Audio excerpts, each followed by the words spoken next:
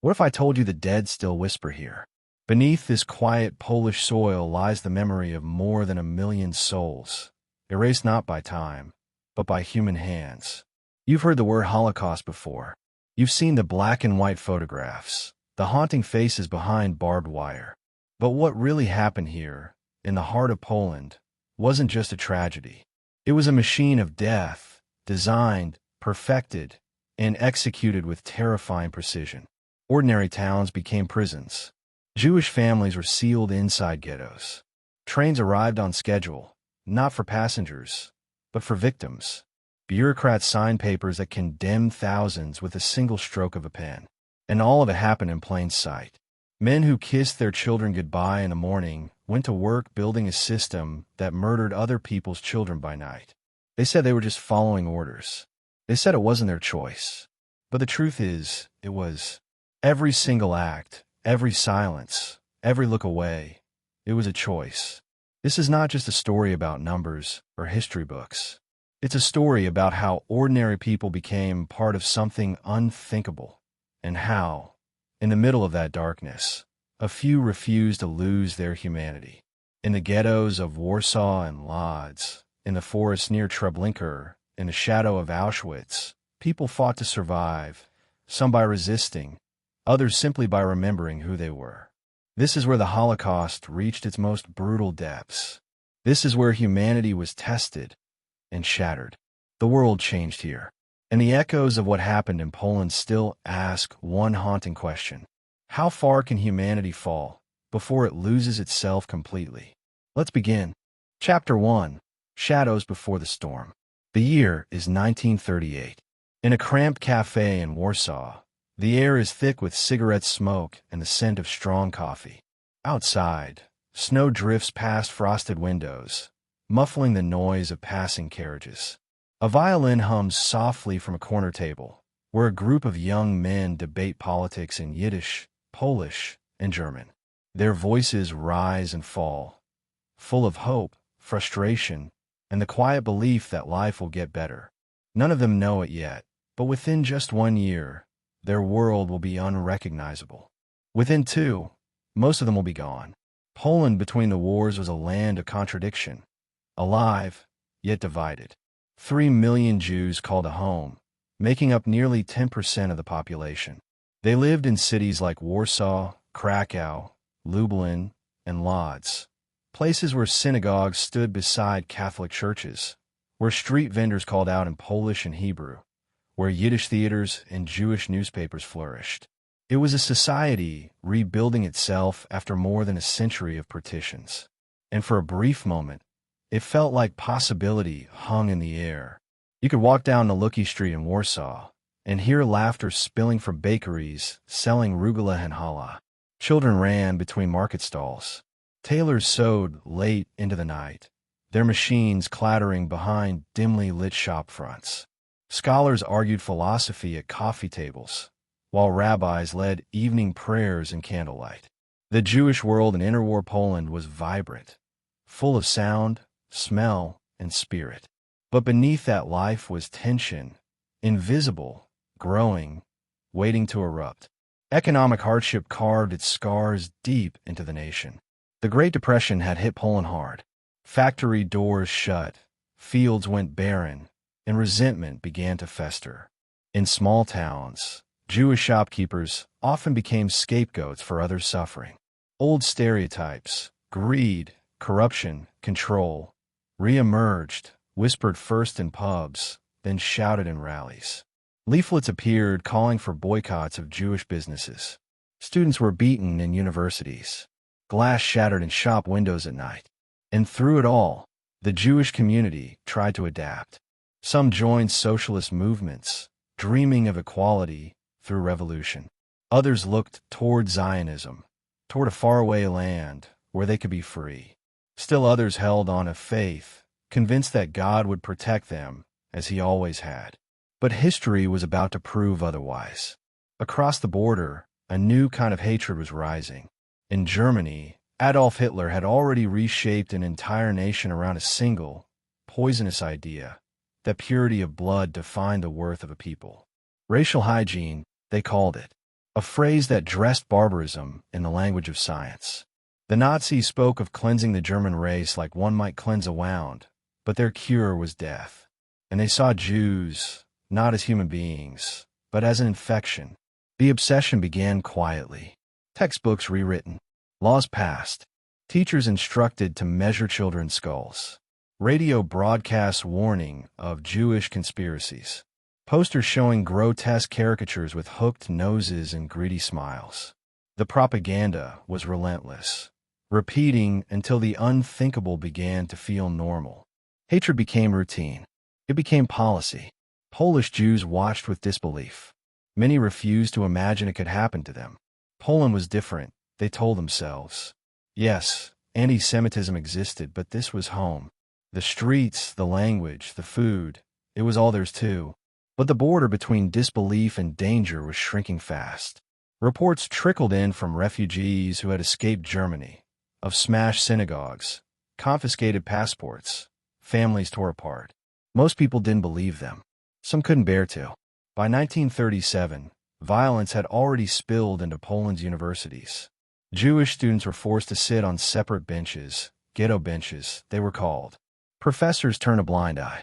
The government, fragile and fragmented, did little to stop it. In cities like Kraków, radical nationalists marched openly, chanting that Poland should belong only to ethnic Poles. They carried torches at night, and the sound of their boots echoed through narrow streets. In rural areas, things grew darker. Jewish farmers faced eviction. Small-town synagogues were vandalized. Entire families packed their belongings into wagons, hoping to find safety in bigger cities. But anti-Semitism followed them there too, not just from strangers, but from neighbors they had known for generations. The tension was not just social, it was political. Poland stood between two great powers, Nazi Germany to the west, the Soviet Union to the east. Caught between these predators, the nation tried to hold its independence through uneasy diplomacy. But both sides viewed it as prey. Hitler saw Poland's Jewish population as the perfect laboratory for his racial fantasies. Stalin, meanwhile, had his own plans for domination. Between them, the future of an entire people would soon vanish. In Germany, the machinery of hatred grew stronger. Laws multiplied. Jews could no longer work in government, no longer teach, no longer marry non-Jews. In 1938, Kristallnacht, the night of broken glass, shattered whatever illusions remained. Over 200 synagogues burned across Germany and Austria. Jewish shops were smashed, looted, left in ruins. Men were dragged from their homes, arrested, beaten. The world watched and hesitated. Poland reacted with fear and denial. The Polish government, wary of Germany's aggression, passed its own laws restricting Jewish refugees. They closed the borders to those fleeing the Nazis, afraid that helping them might provoke Hitler. Diplomats debated, leaders argued, but no one wanted to believe that Europe was sliding toward a storm it could not escape. Meanwhile, in the Jewish neighborhoods of Poland, life went on, at least on the surface. Weddings were still held. Children still went to school. But there was a quiet shift in the air, a tightening of breath when the radio mentioned Germany. Parents whispered after dark about escape. But escape to where? Palestine was far. America required visas few could get. And who could imagine leaving everything behind? Their language, their memories, their ancestors' graves. There are still concerts, poetry readings, political rallies, desperate bursts of culture, like light flickering before it dies. Warsaw's Jewish theaters continued to perform, often using satire to mock the fascists next door. One night, a comedian joked, "At least Hitler keeps the trains running on time." The crowd laughed nervously. A year later, those same trains would carry their families east, not to safety, but to death. In the offices of Berlin, Hitler and his generals began to finalize plans for expansion. Poland was the next step, a nation to conquer, divide, and reshape. The Nazi doctrine of Lebensraum, living space, claimed that Germany needed to expand eastward to survive. To make room, millions would have to be removed. And the Jews of Poland, in Nazi eyes, were the first to go. By the summer of 1939, warning signs blazed like fire in the night. German radio stations filled with threats. Propaganda films spoke of oppressed Germans in Poland who needed rescue. In the streets of Warsaw, rumors spread of war, of troop movements near the border, of spies, of secret pacts. The Jewish press urged calm. The rabbis preached faith. But panic began to seep through the cracks. Men lined up at recruitment offices. Mothers stockpiled flour and candles. Families whispered about hiding places in basements or barns, just in case. But still, no one truly believed the end was this close. Somewhere in Berlin, Hitler gave the final order. He told his generals, "Who today remembers the extermination of the Armenians?" It was not a question. It was a warning. He believed the world would forget again. On the night of August 31st, 1939, German soldiers disguised as Poles staged an attack on a German radio station near the border, a false flag meant to justify invasion. Within hours, tanks began to move. Engines roared across the dark countryside. The storm that had been gathering for years was about to break. Back in Warsaw, as dawn approached, people woke to the sound of airplanes. The ground trembled. Dogs barked. Windows rattled. In a Jewish tenement near the Vistula River, a child asked his mother why the sky was roaring. She said, "It's thunder." But it wasn't. It was the beginning of the end. When the bombs fell, they did not care who they killed, Jew or Gentile, soldier or child. But for Poland's Jewish population, the danger was different. This was not just another war. This was the opening act of something far more deliberate, a campaign not just to conquer, but to erase. The Polish government would fall in weeks. The Soviets would march in from the east. And the Jews, who had once built lives and communities in every corner of the nation, would find themselves trapped between two regimes that saw them as less than human. In the ghettos yet to be built, in the camps yet to rise, and in the forests yet to burn, their fate was already sealed. The storm had arrived, and there was no shelter left. But for now, in this brief, trembling moment between peace and destruction, the streets of Poland were still alive. The violins still played in that cafe. The candles still burned. And the people still believed there would be another morning. They didn't know that by the next sunrise, the map of Europe and the meaning of humanity itself would begin to change forever. Chapter 2. The Invasion of Poland, 1939. It began before dawn. At 4:45 in the morning, on the 1st of September, 1939, the world changed forever. From the cold gray mist over the Baltic, the German battleship Schleswig-Holstein opened fire on the Polish garrison at Westerplatte. The thunder of its guns shattered the silence of Europe. Within minutes, Polish soldiers, barely awake, outnumbered, and surrounded, were fighting for their lives. The invasion of Poland had begun. Across the countryside, a new sound filled the air, the mechanical scream of dive bombers. The Stukas came first, screaming down like metal vultures, their sirens wailing to terrify the living. Then came the tanks, rumbling across fields of wheat, followed by black columns of smoke rising where towns once stood. Villages, homes, churches, nothing was spared. The Germans called it Blitzkrieg, lightning war. It was fast, brutal, and merciless. A strategy built on shock and speed. Planes would bomb ahead to create chaos. Tanks would break through enemy lines. And motorized infantry, soldiers in trucks and motorcycles, would follow to crush whatever remained. It wasn't just a battle tactic. It was psychological warfare. The goal was simple: make resistance feel hopeless. For the people of Poland, it worked. Within hours, cities were burning. Railway lines were bombed. Refugees clogged every road, carrying whatever they could: bundles of clothes, family photos, children too small to walk. Horses screamed. Smoke choked the air. The smell of burning oil mixed with flesh. From the western border to Warsaw itself, the sky seemed to glow with fire. Poland had been reborn only 2 decades earlier, after more than a century of partition. It was a proud but fragile nation, one still finding its footing. Its army was brave, but poorly equipped. Cavalry units still rode horses against German tanks.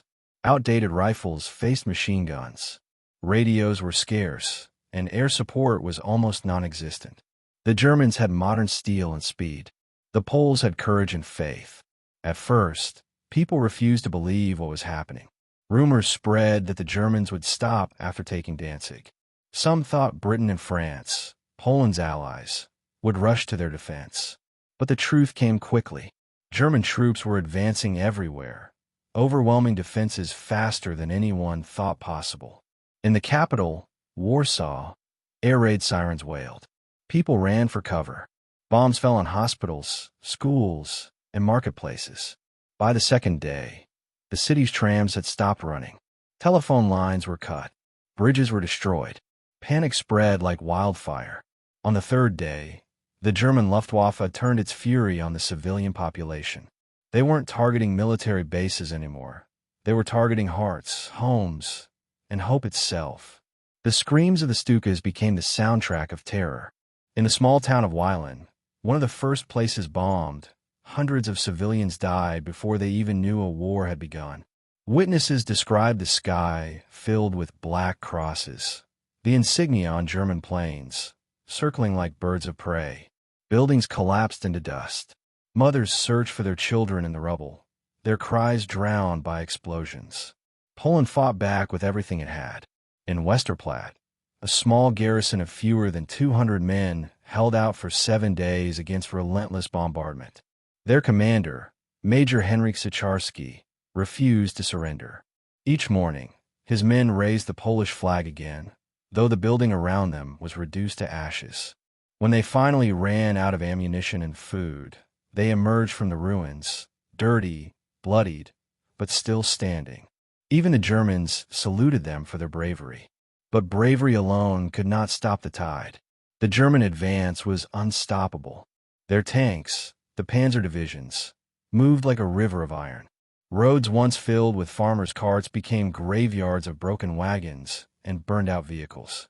Everywhere the Wehrmacht went, civilians were caught in the crossfire. And behind the army came something darker. The Einsatzgruppen, mobile killing squads, followed close behind the front lines.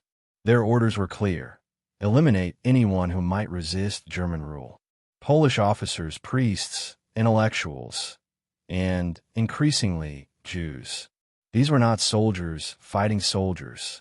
They were executioners, carrying lists of names. In the town of Bydgoszcz, the first mass shootings began. German forces accused the Polish population of sabotage and took revenge with indiscriminate slaughter. Entire streets were lined with corpses. Families were shot together. Local synagogues were burned. The violence was not random. It was the start of something systematic. On the diplomatic front, Britain and France declared war on Germany 2 days after the invasion, September 3rd. But their help was symbolic. They sent no troops, launched no attacks. Poland stood alone. The Polish ambassador in Paris later wrote, "We are dying for Europe, and Europe is silent." As the Wehrmacht pushed deeper, Hitler's speeches grew bolder. He told his generals that Poland would be wiped from the map. He called it a racial war, a crusade for German purity. In his mind, this was not just conquest, it was cleansing. To the east, the Soviets watched and waited. Then, on September 17th, Stalin struck. The Red Army crossed Poland's eastern border, claiming to protect Ukrainian and Belarusian minorities. In truth, it was part of a secret agreement, the Molotov-Ribbentrop Pact, signed just weeks earlier. Germany and the Soviet Union had divided Poland in advance, like two wolves tearing apart a carcass. For the Polish people, it was betrayal from all sides. Soldiers caught between the two invading armies faced impossible choices: fight, flee, or surrender. Many were captured and sent to camps in both directions. Officers taken by the Soviets were quietly executed in the forests of Katyn, their bodies buried in mass graves that would remain hidden for decades. As the front lines collapsed, chaos spread across the countryside. Refugees streamed toward Warsaw, hundreds of thousands of them, clogging the roads. Families pushed carts filled with everything they owned. Farmers abandoned their fields. Children cried from hunger. The Luftwaffe machine gun columns of civilians from the air, turning the highways into slaughterhouses. By mid-September, the Polish army had been split in two. Communications broke down completely. Soldiers fought in isolated pockets, often unaware that the government had already fled. President Mościcki and the Polish leadership crossed into Romania, hoping to regroup abroad. But it was too late. The nation had fallen. Still, resistance did not die easily. In Warsaw, the people refused to surrender. German artillery surrounded the city, bombarding it day and night. Fires raged uncontrollably. Hospitals overflowed with wounded. Yet the Polish defenders held on, fighting street by street, house by house. Civilians joined them, men, women, even children. They built barricades out of furniture and rubble. They carried water through burning streets. They sang the national anthem as bombs fell. By September 27th, after nearly 3 weeks of siege, Warsaw was reduced to rubble. The city had no food, no power, no hope left. The German commander offered surrender terms. Mayor Stefan Starzyński, who had refused to flee, gave one final radio broadcast to his people. His voice was calm but heavy with exhaustion. "Warsaw will not be ashamed," he said. "Even if we are defeated, our spirit will not die." Hours later, he was gone, executed by the Gestapo. When the guns finally fell silent, Poland no longer existed. Its land was divided. Its government was in exile. Its people, crushed between two brutal occupiers, were left to face whatever came next. But for the Jews of Poland, the invasion was not the end. It was the beginning of the nightmare. As the German army secured control, new decrees appeared almost overnight. Jewish men were ordered to wear armbands marked with the Star of David. Businesses were confiscated. Homes were seized. Curfews were imposed. The Jewish press was shut down. Rabbis were beaten in the streets. In Kraków, Nazi officers marched into synagogues, tore open Torah scrolls, and used them as kindling for fires. The Jews were not yet being exterminated, not officially, but they were being erased from public life. Step by step, the Nazis dismantled their rights, their dignity, their humanity. This was the testing ground for the policies that would soon define the Holocaust. In the general government, the name given to the central part of occupied Poland, Nazi rulers like Hans Frank began to build a system of control.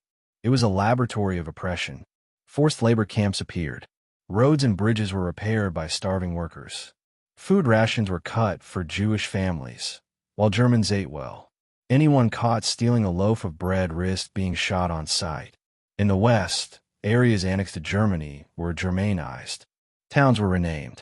Signs were placed in German. Polish schools were closed. Priests, teachers, and community leaders were arrested or deported. German settlers moved into the empty homes. It was cultural annihilation, the first stage of cleansing the land. Meanwhile, the Soviet-occupied zone was no sanctuary. Thousands of Polish Jews fled eastward, believing the Red Army would protect them. But Stalin's regime saw them as political threats.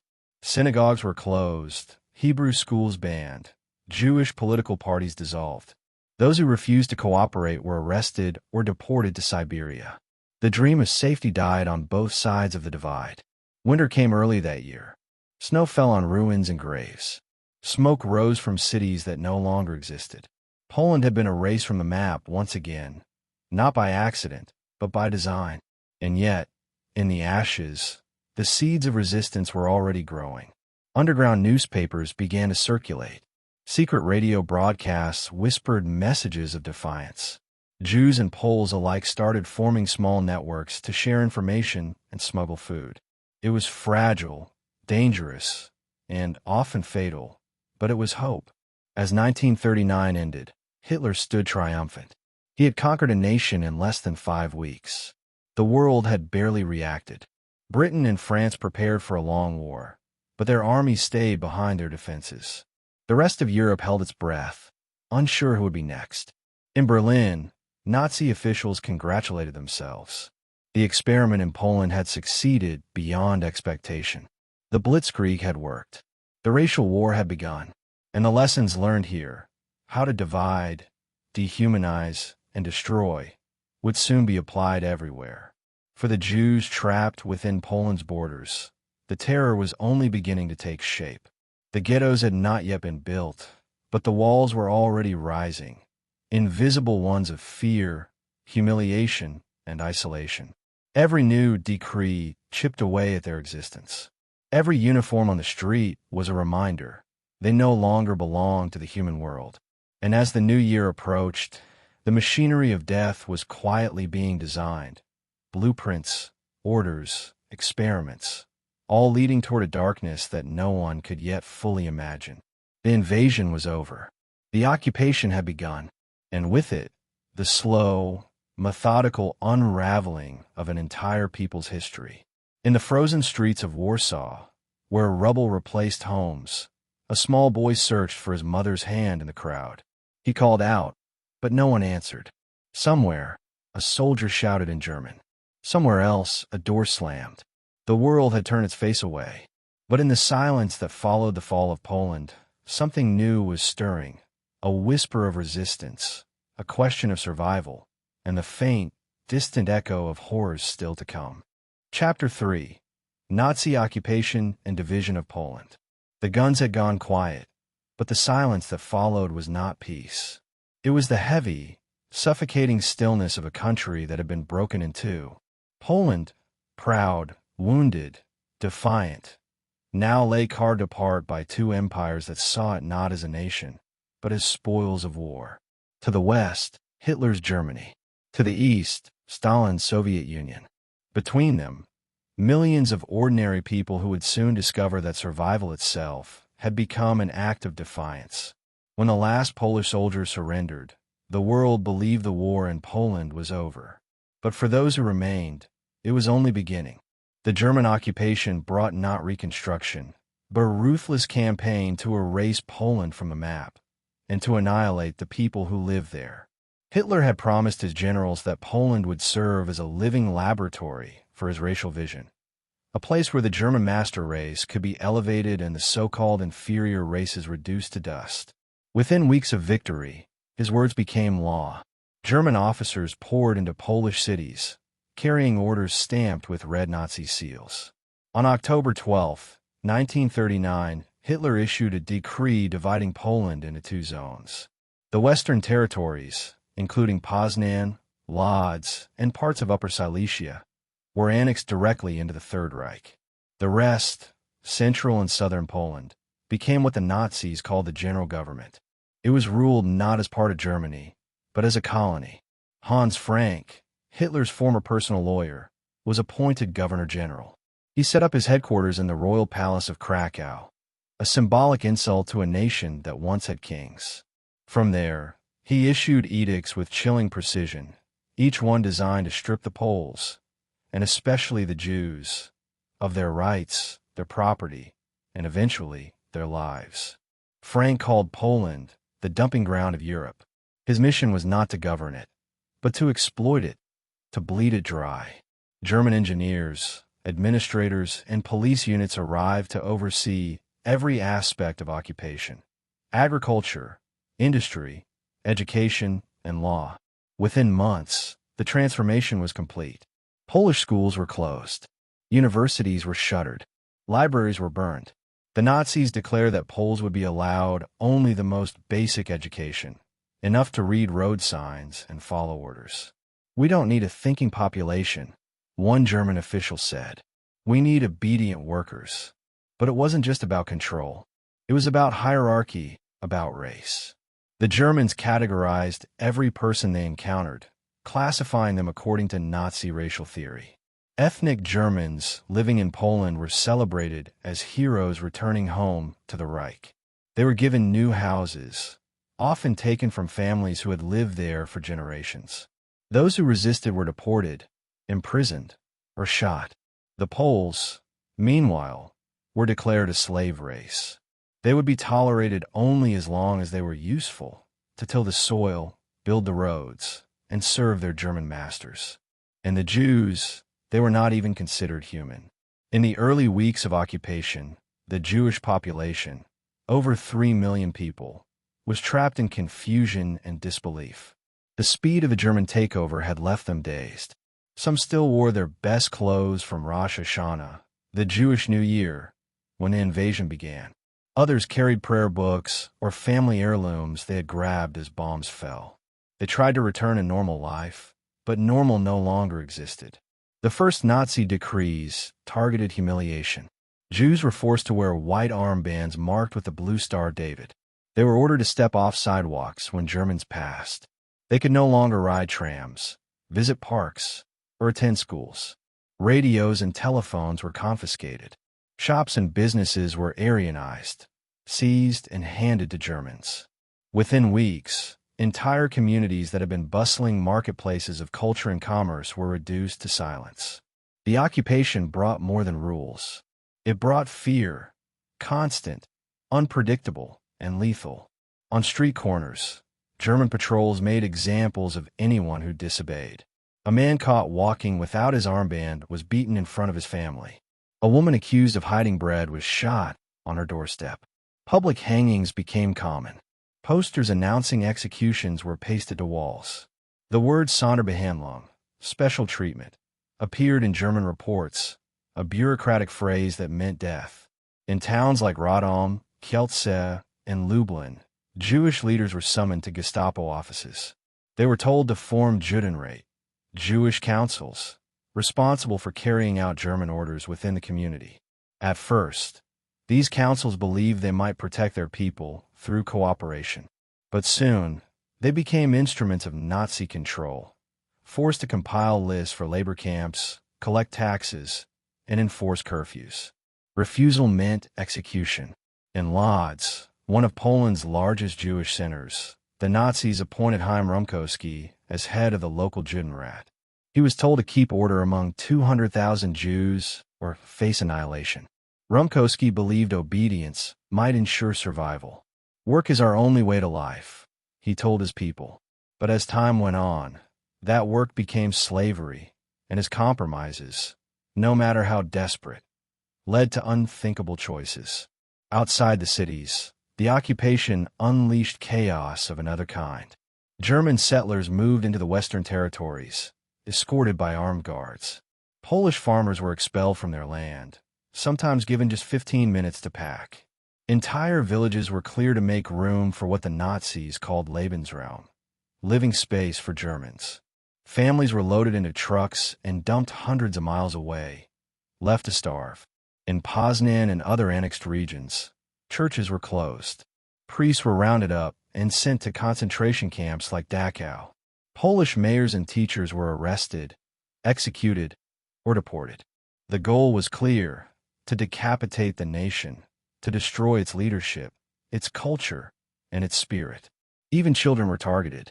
German officials began racial selection programs, kidnapping blonde, blue-eyed Polish children and sending them to Germany to be raised as Germans. Their names were changed. Their language was forbidden. Their parents never saw them again. Meanwhile, the eastern half of Poland, occupied by the Soviets, descended into a different kind of terror. Stalin's forces arrested Polish officers, judges, and intellectuals. Tens of thousands were deported to Siberia. Others were executed in secret.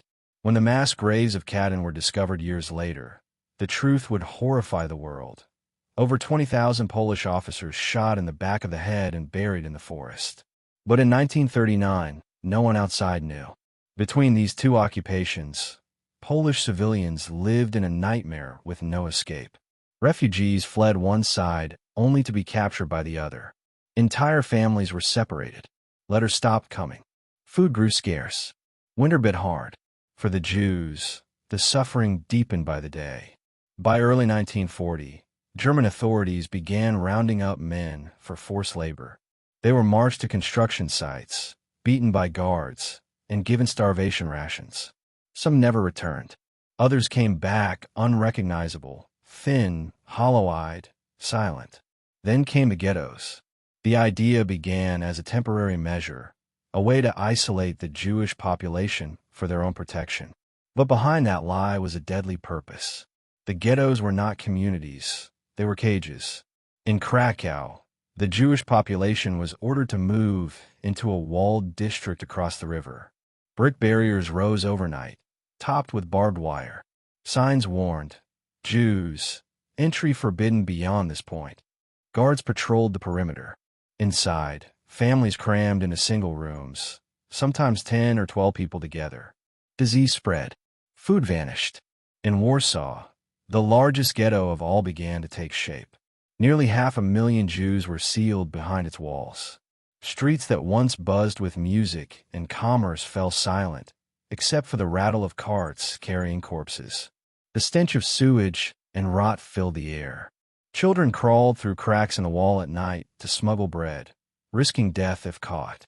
The Germans imposed impossible demands: money, gold, labor. They used hunger as a weapon, rationing food so that Jewish residents received only a fraction of what was given to Germans. In some ghettos, the daily allowance was just a few hundred calories, less than what a child needs to survive. Amid this misery, acts of quiet courage still flickered. Rabbis held secret prayer services. Teachers continued lessons in hidden basements. Underground newspapers circulated, documenting the horrors in coded language. The people refused to surrender their dignity, even as the world outside pretended not to see. But for every act of defiance, there was punishment. Entire families were executed for smuggling food. Ghettos were surrounded by soldiers, their rifles always ready. The walls did not just divide, they suffocated. In the general government, Hans Frank ruled like a king. He dined in Krakow's palaces while millions starved under his policies. He spoke of turning Poland into a German garden, but what he built was a graveyard. He established a network of labor camps and prisons: Pojak in Warsaw, Montelupich in Kraków, Majdanek near Lublin. They became waypoints on the road to annihilation. Frank also began to formalize what the Nazis called the Jewish question. He wrote in his diary, "The Jews must disappear from Poland." But he added, almost casually, "How? I will leave to others." Those others would soon arrive. By the spring of 1940, the Nazis began deporting Jews from Germany and Austria into occupied Poland. Cattle cars packed with families rolled eastward. Polish ghettos swelled with new arrivals, people who spoke strange dialects, carrying foreign documents and blank stares. The local populations, already starving, had no room for them. Yet the orders were absolute. No one leaves, no one survives. The machinery of occupation tightened its grip. Every street, every home, every soul was cataloged, monitored, and judged. Identity cards became life or death. A missing stamp could mean execution. A rumor of hiding Jews could send a whole family to the gallows. Still, not everyone obeyed. Some Poles risked everything to help their Jewish neighbors, hiding them in barns, cellars, or attics. Others betrayed them for a sack of flour or a bottle of vodka. Morality itself had become a battlefield. As 1941 approached, Germany's war spread wider. Denmark, Norway, France, the Low Countries. But Poland remained the core, the testing ground. It was here that Nazi ideology met reality and proved that evil could be efficient. The ghettos had become prisons, but the next step was already being planned. SS officers in Berlin debated how to solve the Jewish problem permanently. The word extermination began appearing in documents. Engineers designed new kinds of gas trucks. Bureaucrats drew up transport timetables. Step by step, genocide was becoming policy. For now, Poland endured under occupation, a land without freedom, a people without safety, and a sky without mercy. In the forests, resistance fighters whispered of rebellion. In the ghettos, children whispered prayers. And in Berlin, Adolf Hitler smiled as maps were redrawn. He had turned a nation into an experiment, a living theater for his dream of racial empire. What he didn't know, what he couldn't imagine, was that from this land of death and silence, One of the greatest acts of resistance in human history was beginning to take root. Because as the Germans built their walls, the people inside were already learning how to fight back. The storm had not passed. It had only changed shape. Chapter 4: Early Anti-Jewish Measures, 1939 to 1940. The war had barely begun when the persecution became policy. Even before the ghettos were built, before the trains began their terrible journeys, the Nazis moved swiftly to erase Jewish life from every corner of occupied Poland. What began as humiliation would evolve into annihilation, but at first, it came disguised as order, paperwork, and rules. In the autumn of 1939, just weeks after the invasion, German officers filled the town squares of Poland with proclamations printed on cheap gray paper. Each one carried the seal of the Reich, the eagle and the swastika hovering like a thread above every word. All Jews, it read, must register with the local authorities. All property, businesses, land, valuables, will be declared and surrendered. The ink was still wet when the soldiers nailed them to walls and church doors. The reaction was confusion at first, then disbelief, then fear. Some thought it was only temporary. Others whispered that the Germans wanted bribes. But soon, the reality set in. Overnight, Jewish shopkeepers became trespassers in their own stores. Families who had built businesses over generations were told to leave with nothing but a suitcase.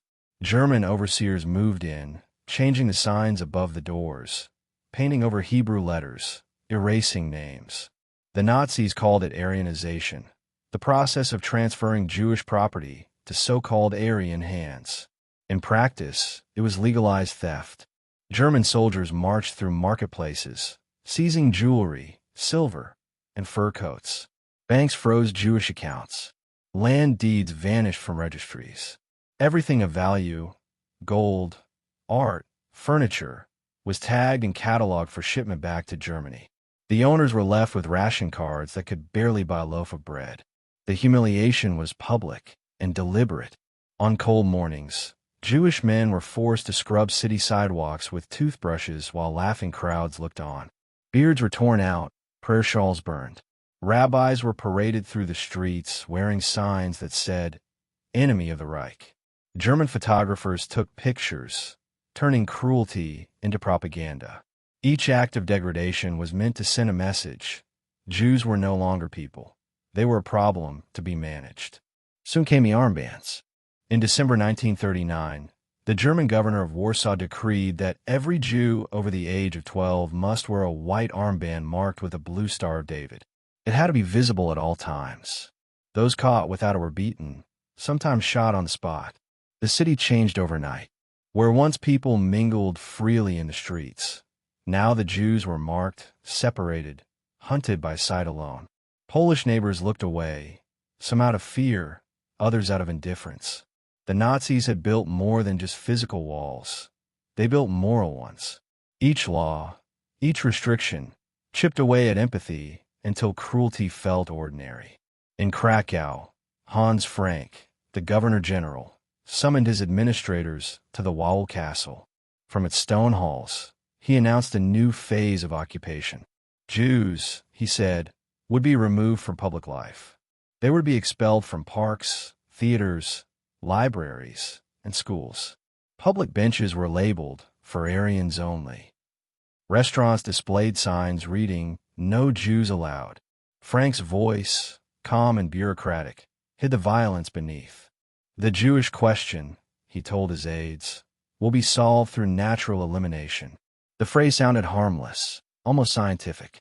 But in practice, it meant starvation, isolation, and death. The Nazis moved quickly to cut off every source of survival. Jewish doctors were banned from treating non-Jewish patients. Jewish lawyers could no longer enter courts. Professors were dismissed. Musicians were barred from orchestras. Artists were forbidden to perform. A civilization that had produced poets, scholars, and thinkers was silenced in a matter of months. For many families, daily life became a negotiation with terror. To buy bread, one needed ration coupons, but Jews were given less than half the amount allotted to Germans. Many resorted to the black market, bartering rings, shoes, even wedding rings for potatoes. Children slipped through back alleys to trade scraps for food, always one step away from being caught by patrols. The penalty was immediate and final: execution. In towns across the general government, forced labor became routine. German authorities demanded quotas from every community. Men were rounded up at dawn, marched to construction sites, and ordered to dig trenches, clear rubble, or build roads for the Wehrmacht. There were no wages, only beatings and starvation. The cold was merciless. The guard were worse. In Warsaw, the Pojak prison began to overflow. It had once held common criminals, now became a processing point for anyone who disobeyed German orders. Its walls echoed with screams that never reached the streets. Outside, families waited for news that never came. The Einsatzgruppen, special SS units, roamed from town to town, hunting those deemed undesirable. Officially, they were securing the rear lines for the German army. In reality, they were executing community leaders, teachers, priests, and Jews. One survivor from the town of Konski remembered how they gathered the men in the square, forced them to lie face down, and shot them one by one while the rest of the town was ordered to watch. The killings were meant to teach obedience through terror. And yet, even in the face of horror, small acts of defiance persisted. In some towns, Poles hid their Jewish neighbors in barns or attics. In others, underground printing presses began circulating leaflets denouncing Nazi brutality. The Germans called these people traitors.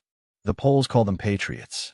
By early 1940, the Nazi system of occupation had taken shape. The general government was divided into 4 districts: Warsaw, Lublin, Radom, and Kraków. Each had a German governor, each a Gestapo branch. The entire country had become a chain of checkpoints, prisons, and offices of death. Bureaucrats handled the paperwork. Soldiers enforced it. The Jews, meanwhile, were being pushed closer together. The Germans began issuing relocation orders, forcing entire communities to move from their homes into designated areas. Some were told they were being resettled for work.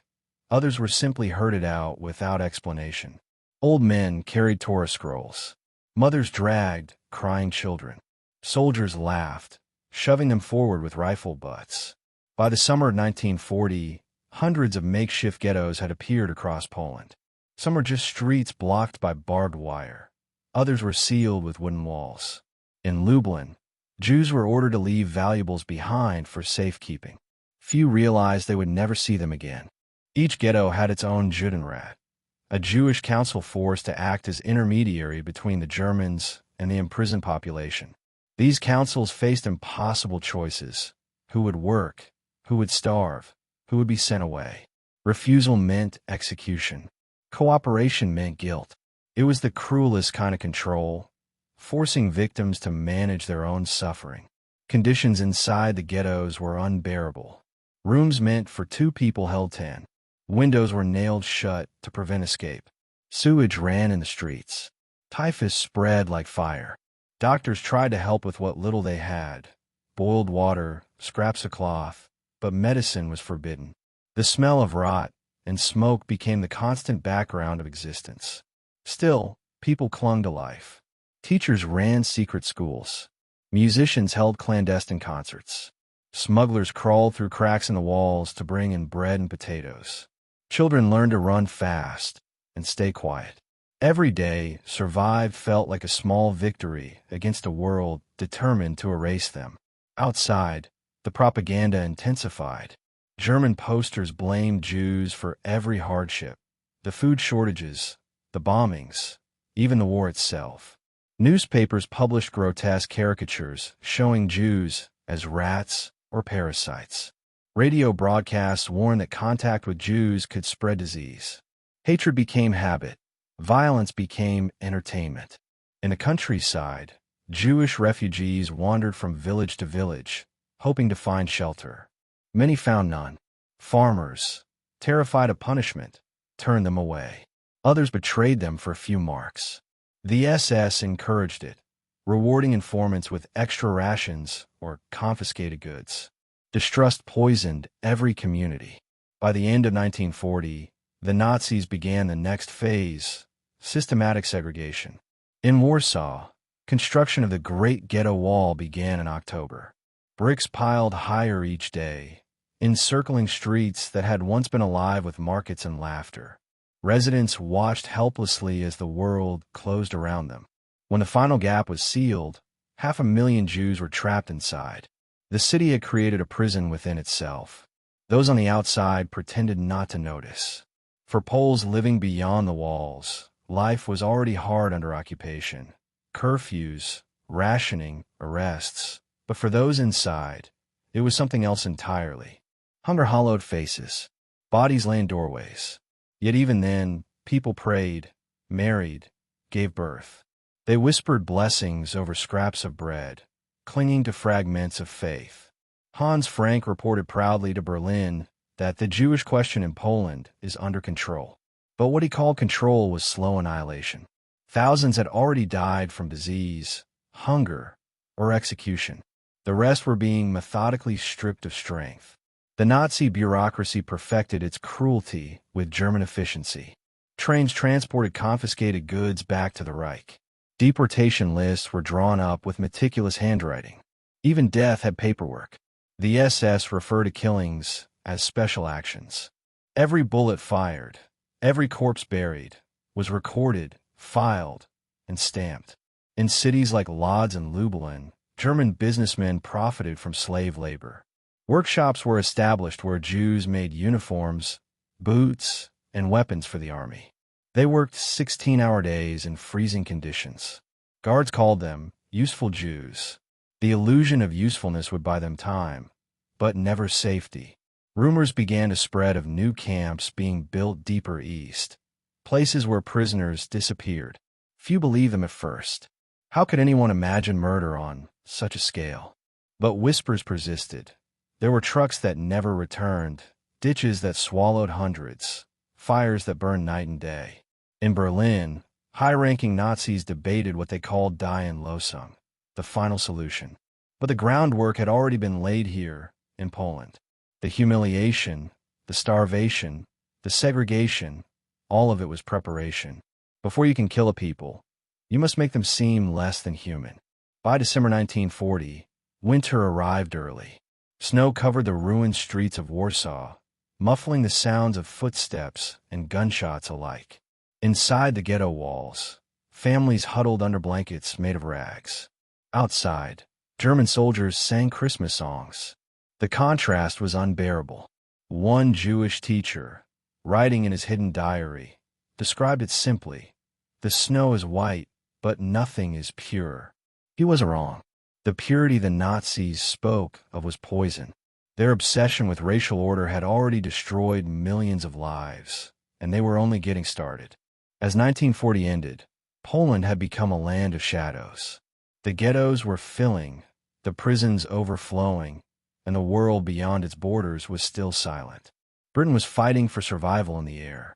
France had fallen. The United States remained distant. No one came to help. For the Jews trapped within Hitler's new empire, the future had narrowed to a single question: how long could they endure before the next decree arrived? The one that would finish what had begun with a piece of paper nailed to a wall? Some believed the worst had already come. They were wrong. Because in the coming months, the Nazis would unveil something even more terrifying: an organized system of extermination so vast, so efficient, that the very concept of civilization would shudder under its weight. The world had seen ghettos before. It had seen pogroms, mass killings, and persecution. But what was coming next was something new, a machine built for one purpose only: to erase an entire people from the face of the earth. The paperwork had been written. The walls had been built. The humanity had been stripped away. All that was left was to begin the killing. Chapter 5. The creation of the ghettos. They closed the doors at dusk, not with a single dramatic slam, but with bolts, with boards nailed into place, with little metal seals stamped and posted on the gates. In a Warsaw courtyard, a child pressed his ear to the wood and heard the muffled sounds of life outside. Carriage wheels, someone singing, a dog barking. Inside the courtyard, The air tasted of fear and stale bread. That night, more than 100,000 people realized their world had been reduced to a single street, a single room, a single breath. The Nazi plan for the Jews of Poland was never simple chaos. It was a series of steps, efficient, deliberate, and cold. First came registration, names, addresses, professions. Then identification, armbands, identity papers, segregated tram cars. Finally came segregation in space, the ghettos. Think of them not as spontaneous slums, but as urban cells carved out by decree. The authorities mapped neighborhoods and drew lines on maps, then told people to move. Where once families had lived in houses with yards, they were now assigned a single room in a house where 10 families might already be crowded together. The intent was to compress life into a smaller volume until human dignity, and then human life, would be harder to sustain. Walking into the Warsaw Ghetto in those first months was like stepping into a different planet. The air changed. It lost the sharp tang of frying fat from market stalls and gained the acidic stink of sewage and unwashed bodies. The streets narrowed until sunlight could barely touch them. 12 people in a room became common. At night, people slept shoulder to shoulder on pallets, blankets pressed thin from years of use. The hunger was a constant hum beneath every conversation, a presence at every table that could not be ignored. The hollow in the stomach, the rattle in the throat, the ache in the bones that made old men seem decades older overnight. Ghettos differ by city, but the pattern was the same. In Lodz, the industrialists tried to keep production going. The Germans demanded work and saw the ghetto as a labor pool. In Kraków, the ancient Jewish quarter was walled and watched. Its synagogues shuttered and its courtyards turned into distribution points for meager rations. Lublin's ghetto, squeezed into a cramped district, became a churn of disease and despair. And Warsaw, the largest and the most emblematic, swelled to nearly 500,000 souls enveloped behind walls of brick and barbed wire. Each ghetto was an experiment with variations, a cruel laboratory where the occupiers measured what starvation, disease, and despair could do. The logistics of isolation were not simple. If you imagine a city as a living organism, the ghettos severed major arteries. Food delivery was choked. Waste removal ground to a halt. Imagine a city where every day the food that kept a body alive must pass through a single gate operated by soldiers with rifles, a bottleneck where hunger, corruption, and cruelty met. The Nazis understood this well. Control over food meant control over life. Ration cards became instruments of oppression. A worker in a factory might be given a ration sufficient to perform minimal tasks, but not enough to sustain a family. Mothers traded golden trinkets for a handful of rye, for a carrot, for the chance that a child would not cry himself to sleep. Disease followed hunger like a second shadow. Typhus spread in the closeness of bodies and the lack of soap. Lice crawled in hair and in blankets. Vomit and diarrhea were regular sights on narrow stairways. Hospitals, such as they were, overflowed. Makeshift infirmaries sprouted in basements and attics, lit by a single lamp. Doctors in the ghettos were technicians of improvisation, stitching wounds with thread that was never sterile, trying to treat pneumonia without antibiotics, memorizing which herbal poultices might soothe the fever. Every small success felt like a miracle. Every failure, a private apocalypse. The Germans used humiliation as policy. Jewish names were Germanized on official lists while churches were renamed, shops emblazoned with Aryan ownership. The Judenrat, the Jewish councils imposed by the occupiers, became a bitter instrument of this control. Men of education, shopkeepers, lawyers, teachers, were summoned and told to administer deportations, to draw lists for labor, to collect impossible levies. They were given the grotesque choice: cooperate to possibly spare some, or refuse and be replaced by others who would carry out orders regardless.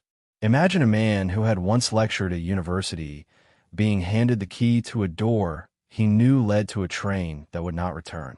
Many believed they could moderate the horror. Some tried. Most did not live long enough to see whether their choices had helped or condemned.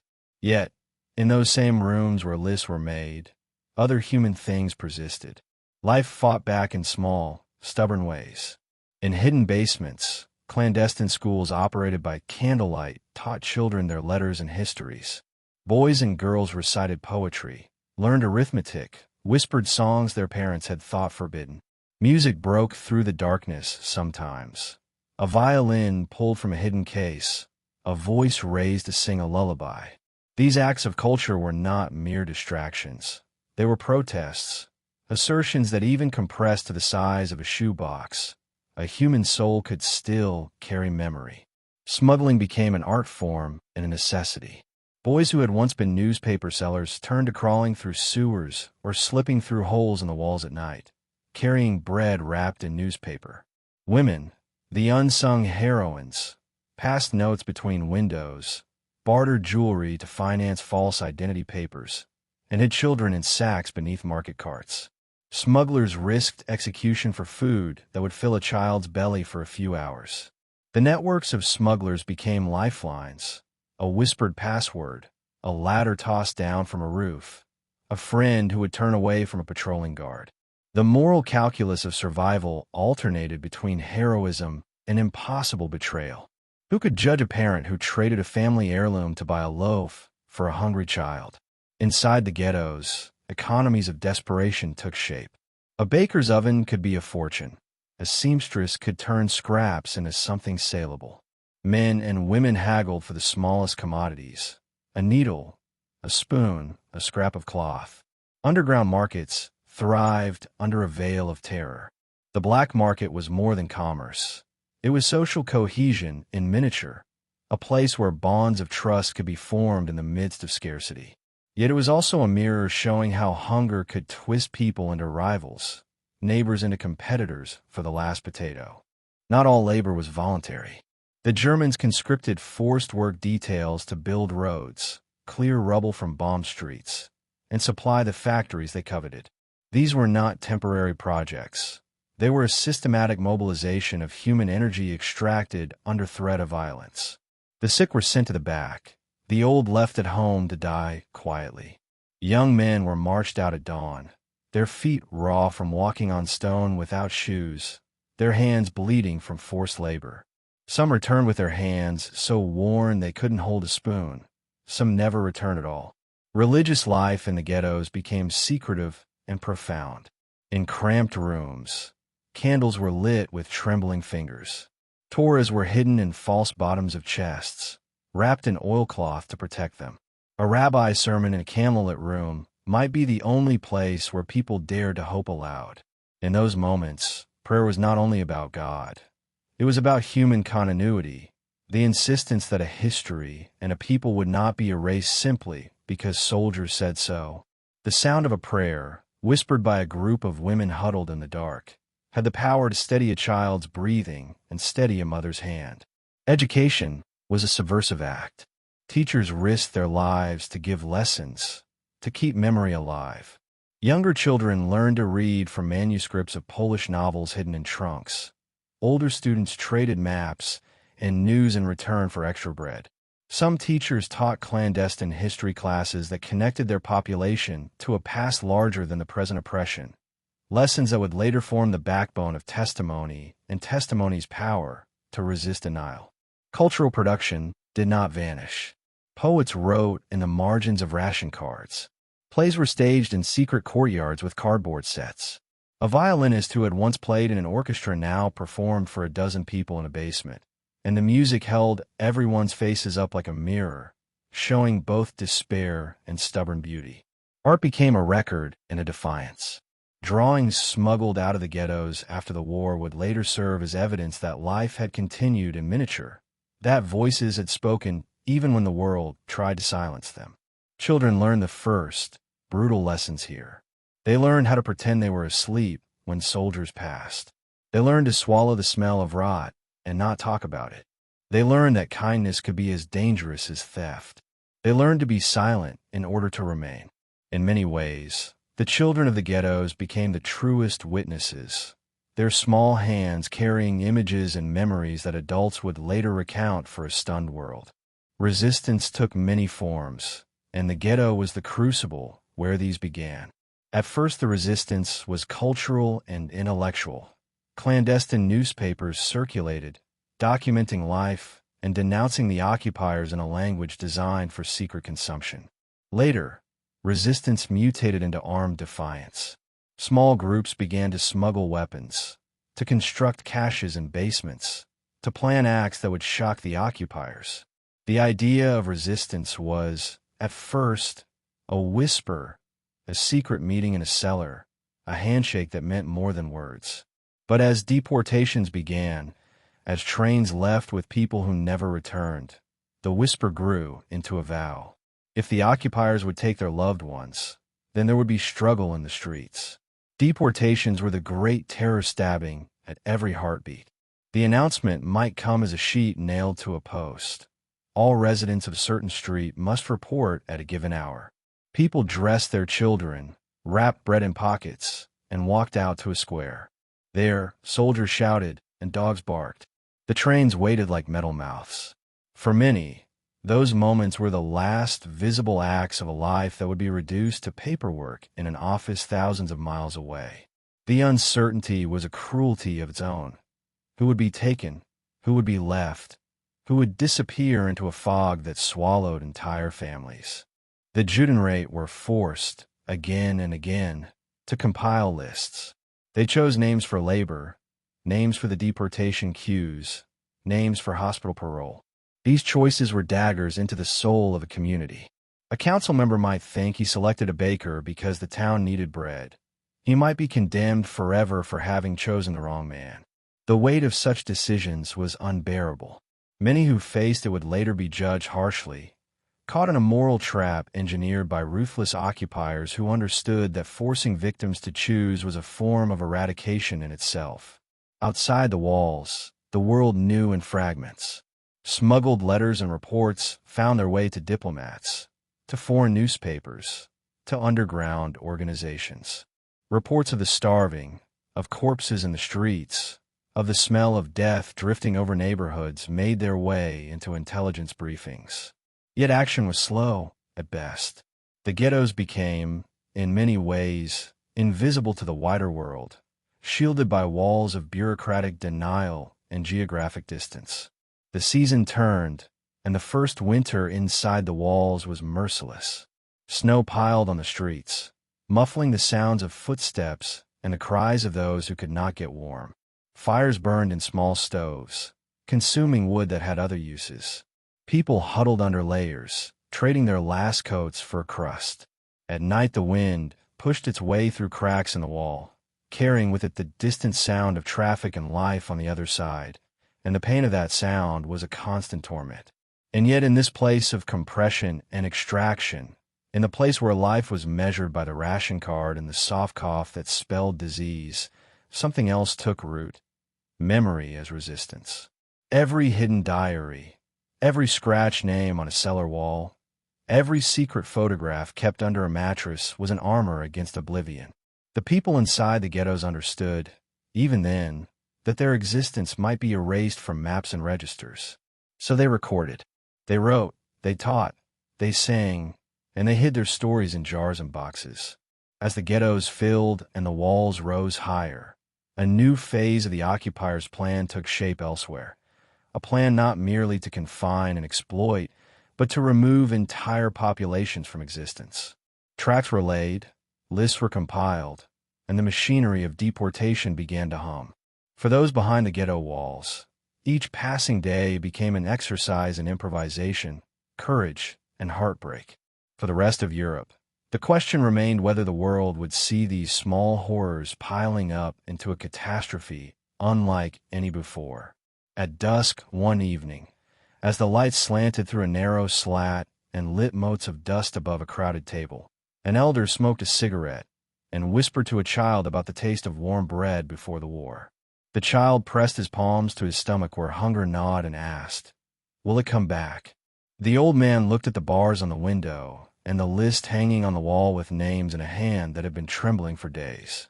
He could not answer. He only said, "We remember."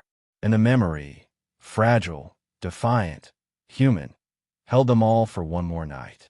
The walls kept them in. The world outside kept blaming distance and delay. Inside, people prepared for the next summons, the next list, the next train. They began to whisper of a time when the ghettos would no longer be enough. Something larger was moving behind closed doors in Berlin, plans that would not just deport people from cities, but erase whole communities completely. The first trains had already started to leave. The air, already thin with smoke and hunger, seemed to hold its breath. Chapter 6. The Warsaw Ghetto, a city within a city. The walls went up almost overnight. Bricks, barbed wire, checkpoints. What had once been the beating heart of Warsaw, the crowded streets of Moranów, Naluki, and Jizia, was turned into a sealed world of despair. It was called the Jewish Residential District in Warsaw by German officials, but everyone knew its real name, the ghetto. A city inside a city, created not for life, but for death in slow motion.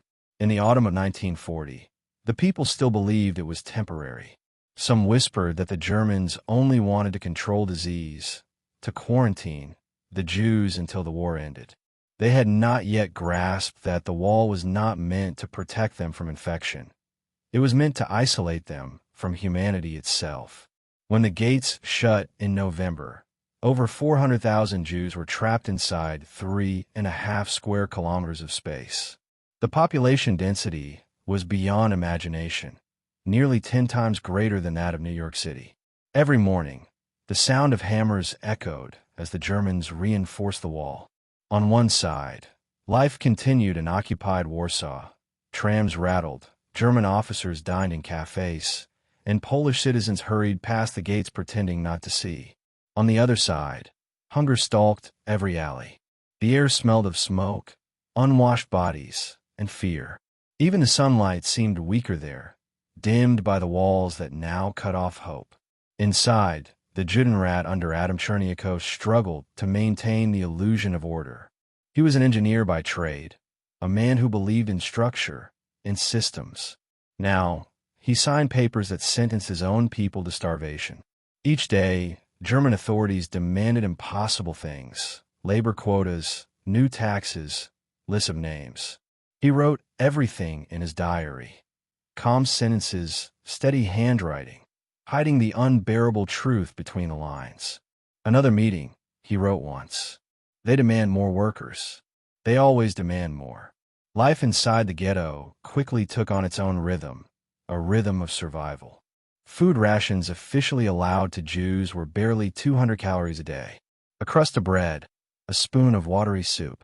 Cherniakov begged the Germans to increase the ration. They laughed. The black market became the only real economy. Children, small enough to slip through cracks in the wall or crawl under barbed wire, became smugglers. They darted between patrols, carrying potatoes, onions, even a few scraps of meat from the Aryan side. Many never came back. A gunshot in the distance often meant one of them had been caught.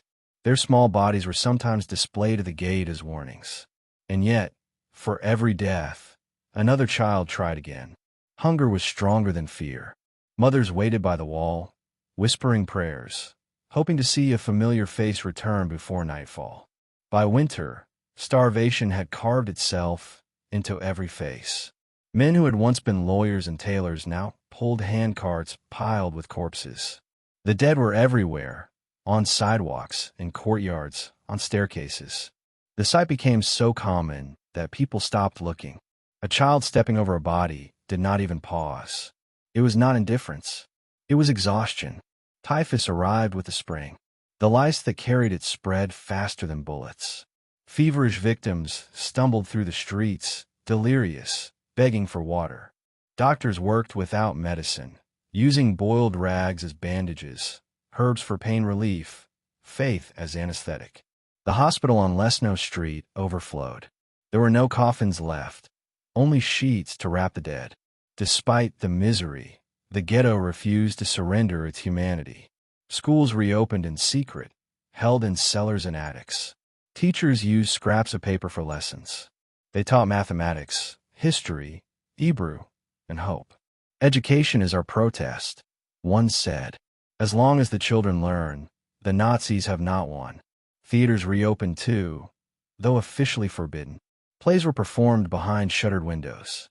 The actors used coded language to speak about oppression and resistance, masking truth as allegory. The audience laughed, cried, and clapped softly, terrified that German police might hear. Music drifted through the darkness at night. The violin, the clarinet, the haunting sound of a lullaby sung in Yiddish. Writers chronicled everything. In the heart of the ghetto, historian Emanuel Ringelblum began the Oyneg Shab's archive, a secret operation to record the truth of what was happening. He gathered teachers, journalists, and rabbis, urging them to write about daily life, the hunger, the hope, the fear. They collected thousands of pages, diaries, ration cards, photographs, even candy wrappers, and buried them in milk cans and tin boxes beneath the ghetto. If we all perish, Ringelblum said, let this be our voice. Outside the walls, Germans began deportations from smaller ghettos. Rumors trickled in of trains heading east. Some said the people were sent to work camps. Others whispered darker things. Mass shootings, pits filled with bodies. But inside Warsaw, no one wanted to believe that such evil could be real. They told themselves that the wall was safety. They told themselves that as long as they worked, as long as they obeyed, the nightmare might pass them by. The Germans, meanwhile, perfected their machinery of control. Every street had guards. Every home could be searched. Jewish police, forced to serve their occupiers, patrolled their own people under orders from the Gestapo. They wore blue uniforms and carried batons instead of rifles. Some tried to help. Others abused their power. The line between victim and collaborator blurred until no one could tell who could be trusted. For Hans Frank and his superiors in Berlin, the ghetto was not chaos. It was policy, a containment zone, an economic resource. Thousands of Jews labored in workshops making uniforms, boots, and weapons for the German army. They called it productive work. But wages were meaningless. Food was the only currency. Workers received slightly better rations, enough to survive one more week, one more shift. By late 1941, the German police tightened control over the gates. Smuggling became nearly impossible. Hunger reached its peak. People sold everything, their shoes, their furniture, their last pieces of jewelry, for food that no longer existed. Mothers thinned the soup with more water each day. The air inside the ghetto smelled of cabbage and smoke, of desperation. Corpses were collected by special carts each morning. The dead collectors were themselves starving men, paid with extra bread to gather the bodies. Sometimes they found a faint pulse and walked away, unwilling to deal the final blow.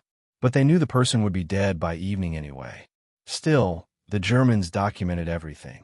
They sent photographers to capture Jewish life under German administration.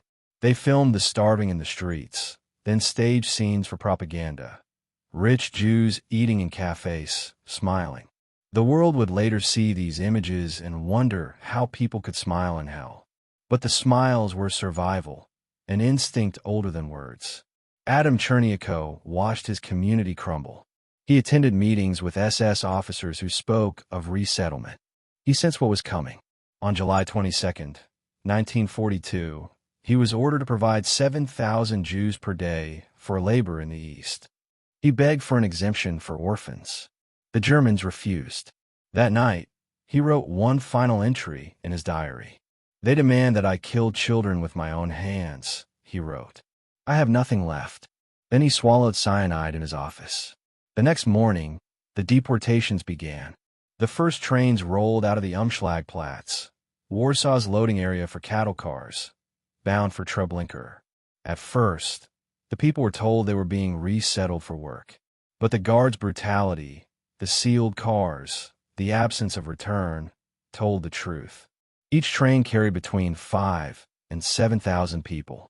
Each journey lasted hours. Few ever saw daylight again.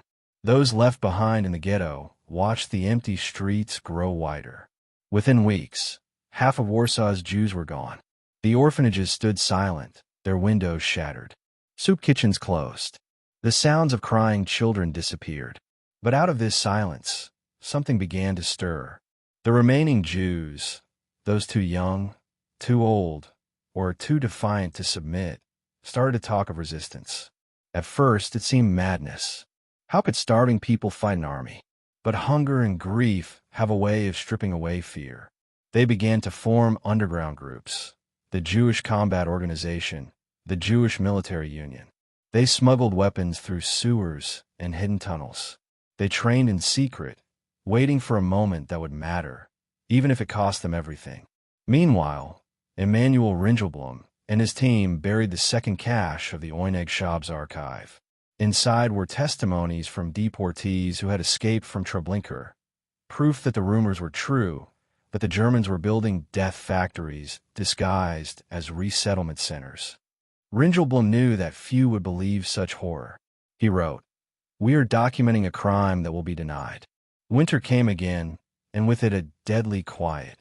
The Germans called the remaining ghetto the residual Jewish quarter. They thought the work was done. They did not see what was coming. Within the ruins, people rebuilt their lives in miniature. Workshops reopened. Secret schools continued. The theaters staged plays once more. Every act of living became an act of rebellion. Outside, the world was moving toward greater horror. Operation Reinhard, the code name for the extermination of Polish Jewry, was being planned. Belzec, Sobibor, and Treblinka were under construction. Warsaw, though not yet liquidated, was already marked for destruction. By early 1943, German patrols noticed graffiti appearing on walls inside the ghetto. "We will not go like sheep to the slaughter." The message spread like fire. It was both a promise and a prophecy. The ghetto that had been designed to crush its people had instead become their fortress. Behind the cracked walls and broken windows, they gathered ammunition, built bunkers, and whispered the same words over and over. Enough. The Germans thought the Warsaw Ghetto was dying. They were wrong. It was preparing to fight. Chapter 7. Operation Reinhard, the blueprint of extermination. It began not with fire, but with paperwork. A quiet directive, a meeting in a villa, a few signatures, and the fate of millions was sealed. The Nazis called it Action Reinhard, or Operation Reinhard, named after Reinhard Heydrich, the architect of genocide, the man who believed that killing could be systematized, managed, and perfected. It was the moment when murder became a government program, when the Holocaust moved from persecution to industrial extermination. By late 1941, the ghettos of Poland were overflowing. Disease and starvation had already claimed hundreds of thousands, but that was not enough for the Reich. To the men in Berlin, starvation was inefficient. The Jewish population was still too large, still too visible. Hitler had promised a final solution, and now his subordinates were preparing to deliver it. Reinhard Heydrich, cold and meticulous, understood the importance of appearances. He wanted the killings to look like logistics, neat, organized, wrapped in euphemisms. He gathered his top planners and SS officers in an estate outside Berlin called Wannsee. On January 20th, 1942, 15 men sat around a long table, drinking cognac and discussing numbers. Not lives, not faces, not children, but numbers. They debated how to move 11 million Jews from every corner of Europe to special treatment in the East. The words were clinical, chosen to disguise horror. Special treatment meant death. Evacuation meant deportation. Resettlement meant extermination. Heydrich's subordinate in the general government, SS and police leader Odilo Globoknik, was tasked with turning theory into practice. Globoknik was brutal and efficient, the perfect executor of Hitler's wishes. His orders came directly from Heinrich Himmler: clear Poland of its Jews. Every man, woman, and child. No exceptions. No delays. And so the planning began. The Nazi leadership needed killing centers, not camps for labor, but factories of death designed solely for extermination. Globoknik chose 3 sites in the Lublin district of Poland: isolated enough for secrecy, yet close to railways for easy transport. Belzec, Sobibor, and Treblinka.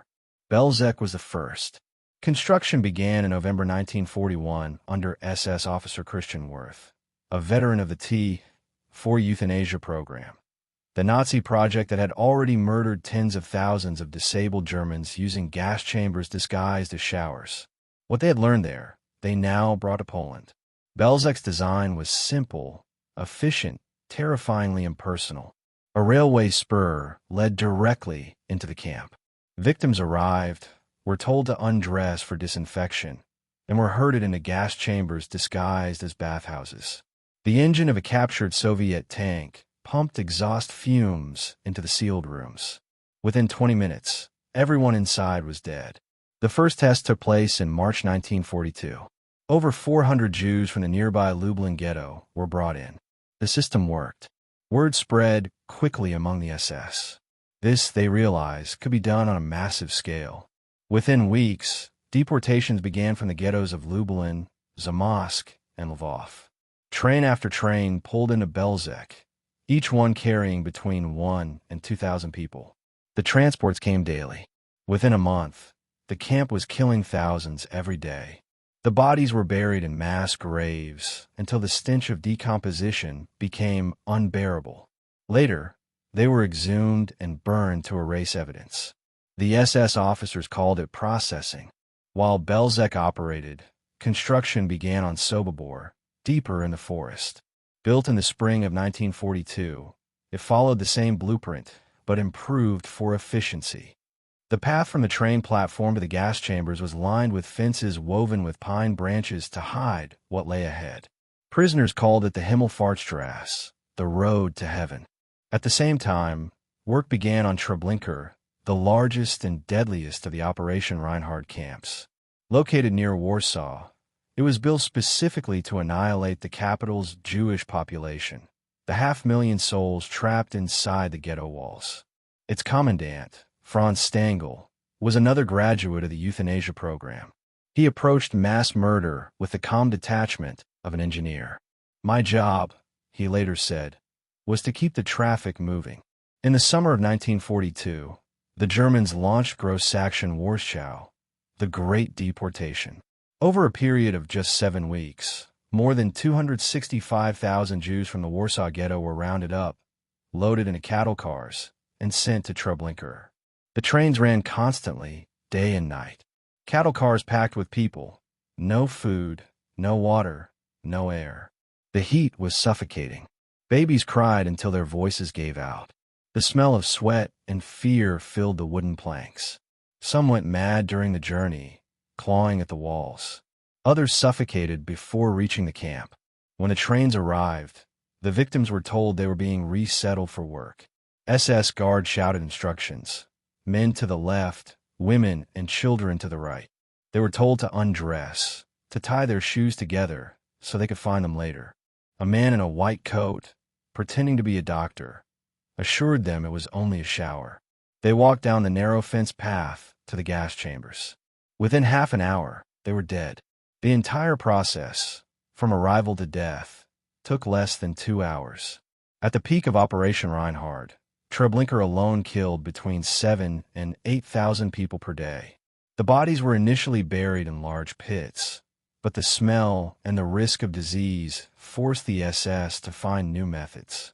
They built huge pyres of railroad tracks and wood, stacking corpses like firewood. Flames rose high into the air, black smoke visible for miles. The ash of the dead settled on nearby villages like gray snow. The SS officers were rewarded with medals and promotions. Christian Worth, Globoknik's right-hand man, was praised by Himmler himself for his dedication. Himmler visited Lublin in July 1942 and watched a mass execution with satisfaction. "This is our task," he said. "It is hard, but it will make us strong." He was wrong. Even among the perpetrators, something began to crack. Some SS men drank heavily. Others shot themselves. They called the killings dirty work, but they continued to do it. They built routines to numb themselves. Morning roll calls, cigarette breaks, accounting logs. Murder became a matter of scheduling. The victims, meanwhile, tried to resist in whatever ways they could. In the ghettos, underground movements began to spread warnings. Do not believe the Germans. Do not go to the trains. But the choice was impossible. Those who resisted were shot. Those who obeyed were sent to their deaths. Parents faced the unbearable decision of whether to hide their children or stay together. A few managed to escape the camps and bring news to the outside world. In August 1942, a Polish railway worker named Francis Exebecki, stationed near Treblinka, witnessed the endless trains and documented their schedules. He counted the number of transports and calculated the unimaginable, hundreds of thousands gone in just months. His notes, hidden during the war, would later become crucial evidence. In the autumn of 1942, as deportations continued, the Nazis began liquidating smaller ghettos across Poland. Entire towns were wiped out. In Tarnow, Kielce, and Radom, the same pattern unfolded. Streets surrounded, people herded to squares, trains waiting. The air filled with shouts, gunfire, and the wailing of families tore apart. In some ghettos, desperate Jews set fires rather than be taken. By the winter of 1943, the extermination machine was running at full capacity. Belzec, Sobibor, and Treblinka had together murdered nearly 2 million people. The vast majority Polish Jews, but also Roma, Soviet prisoners, and others deemed undesirable. Operation Reinhard had succeeded in its objective, the near-total destruction of Jewish life in Poland. But the Nazis had underestimated one thing: the human will to resist, even in the heart of hell. At Sobibor, prisoners began to organize a revolt. They were led by a Jewish Red Army officer named Alexander Petrovsky, who had been captured and sent to the camp. He and his comrades planned carefully, knowing they had one chance. On October 14, 1943, they struck. They lured SS officers into workshops, killed them with axes, and seized their weapons. As alarms sounded, hundreds of prisoners ran for the fences. Machine guns cut them down, but about 300 made it into the forest. Most were hunted down, but a few survived to tell the story. Sobibor was shut down soon after, its buildings destroyed to hide the evidence. At Treblinka, a similar uprising erupted earlier that same year. Prisoners set fire to buildings, attacked guards, and broke through the fence. Flames consumed the camp, sending thick smoke into the sky. Of the 800 who escaped, only about 70 survived. Yet their defiance echoed across history.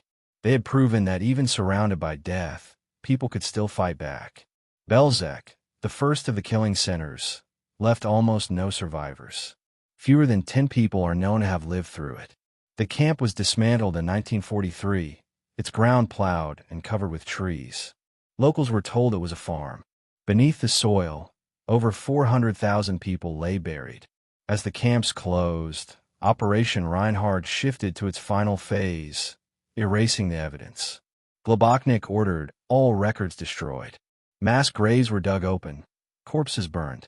The ashes were crushed and scattered. The SS called this process Sonderaction 1005, Special Action 1005.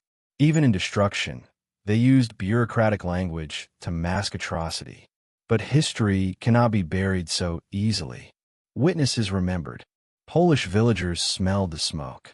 German soldiers bragged in letters home. The earth itself held the memory: teeth, bone fragments, ashes that refused to disappear. When the Soviets advanced in 1944, they found the remains of the camps, empty, silent, but undeniable.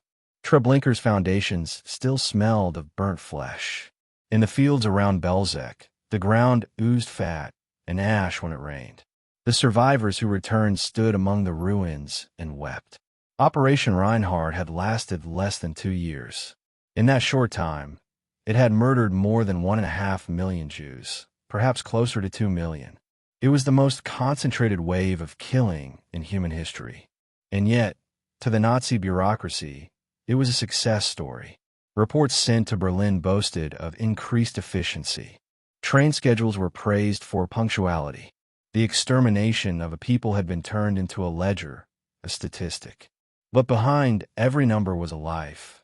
A shopkeeper from Kraków, a child from Lublin, a rabbi from Warsaw, a mother from Radom. They had names, voices, songs. They had futures that would never come. When the war ended, only fragments remained, scattered testimonies, buried archives, ashes in the wind. But those fragments were enough to tell the truth. Operation Reinhard was not madness. It was method. It was not chaos. It was order twisted into evil. It was, in every sense, the blueprint of extermination. And while its camps were destroyed, its legacy remained. In the empty towns, the silent synagogues, the graves with no names. The world would need generations to understand what had happened, and even longer to ask the most difficult question of all: how ordinary men could build something so monstrous and call it progress. Because the architects of Operation Reinhard did not see themselves as murderers. They saw themselves as administrators. They balanced budgets, filed reports, and scheduled trains, all in service of a goal that they called cleansing Europe. But beneath their signatures lay the screams of millions. Chapter 8. The Death Factories. The trains never stopped. Day and night, they thundered across the plains of occupied Poland, their engines echoing through forests and towns that had long since fallen silent. Each train carried the same cargo, human beings packed so tightly that air itself became a struggle. The metal of the wagons burned in the summer and froze in the winter. From the gaps between the boards came the muffled cries of babies, prayers whispered in Yiddish, the faint sound of fingernails clawing at wood.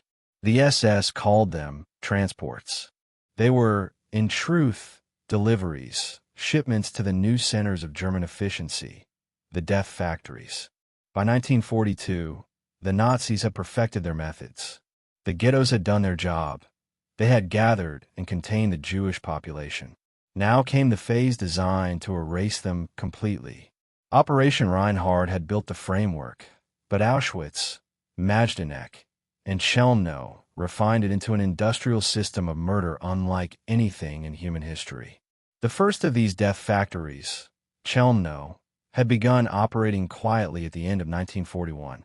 Situated deep in the forests of the Wartherland, near the small village of Kulmhof, it didn't even need the elaborate infrastructure of later camps. Its killing method was brutally simple: mobile gas vans, trucks sealed tight, modified so that the exhaust from their engines was redirected inside. Victims were told they were being taken to work, ordered to undress, then packed into the vehicles. The doors slammed, the engines roared, and within minutes, the truck became a chamber of death. By the time it reached the nearby forest clearing, the screams had gone silent. The SS drivers opened the doors to piles of bodies, limp, blue, and still warm. They dragged them out, dumped them into mass graves, and drove back for the next load. Chelmno was the prototype, the first factory of death on wheels. Over 200,000 people, mostly Jews from the Lodz ghetto and surrounding areas, were murdered there. It was the beginning of what Himmler called a practical solution to a complex problem. But the Nazis wanted something larger, more permanent, and more efficient. That vision came to life at Auschwitz. When German troops first arrived in the Polish town of Auschwitz in 1940, they saw a former Polish army barracks surrounded by open land and rail lines, ideal for expansion. The site was chosen for its isolation and access to transportation. At first, it served as a concentration camp for Polish political prisoners. But by mid-1941, under the supervision of Rudolf Haas, Auschwitz began to evolve into something else, a place where extermination could coexist with exploitation. The camp complex grew into three main parts: Auschwitz-I, the original camp with its infamous Arbeit macht free gate; Auschwitz-II-Birkenau, the sprawling extermination and labor site; and Auschwitz-III-Monowitz, an industrial camp where prisoners worked for the German chemical company IG Farben. Each was a cog in the Nazi machine: forced labor, resource extraction, and mass murder functioning together with precision. The first experiments in gassing at Auschwitz were small-scale. In the basement of Block 11, SS officers tested a pesticide called Zyklon B, developed to kill lice. They sealed the doors, poured in pellets, and waited. The results were satisfactory, as the report phrased it. Victims died within minutes, convulsing and gasping for air as the cyanide fumes filled their lungs. The SS had found their perfect method. Soon, larger gas chambers were constructed in Birkenau, long, low buildings disguised as shower facilities. They could hold up to 2,000 people at once. Pipes ran along the ceilings to mimic water lines. But instead of water, small metal hatches opened from above to drop the Zyklon pellets. When the doors closed, darkness fell, and the screaming began. Outside, the guards smoked cigarettes and timed the process. 15 minutes later, silence. Then the ventilation fans hummed to clear the gas. The doors swung open, and the Sonderkommando, Jewish prisoners forced to assist in the killing process, entered to drag out the bodies. They worked under threat of immediate death, their faces blank, their eyes hollow. They cut hair, pulled out gold teeth, searched mouths for hidden valuables. Everything had value, even the dead. The bodies were burned in crematoria, giant furnaces that roared day and night. The smell of burning flesh hung heavy in the air, clinging to the uniforms of the guards and the hair of the prisoners. Villagers miles away could see the black smoke rising, could taste the ash that settled on their fields. For the SS, Auschwitz was a model of efficiency. Records were kept with meticulous detail, arrival lists, confiscated possessions, death tallies. The Germans called it Vernichtung durch Arbeit, extermination through labor. Those deemed fit to work were tattooed with numbers on their arms, their identities reduced to ink and flesh. Those deemed unfit, the old, the sick, mothers with children, were sent directly to the gas chambers. Selection was simple, a flick of the hand by an SS doctor. Left meant death. Right meant slavery until death. In Majdanek, near Lublin, the system followed a similar rhythm. Built originally as a labor camp, it soon expanded into a major killing site. Gas chambers operated alongside barracks, and crematoria belched smoke over the city's outskirts. Unlike Auschwitz, Majdanek was close enough to be visible to locals.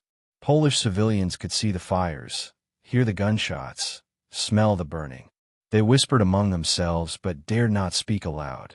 The SS, confident in their power, did not even bother to hide what they were doing. Inside these camps, the boundaries of humanity dissolved. Prisoners survived by instinct alone, sharing crumbs, stealing moments of sleep, memorizing the timing of the guards' patrols. Hope became a dangerous thing.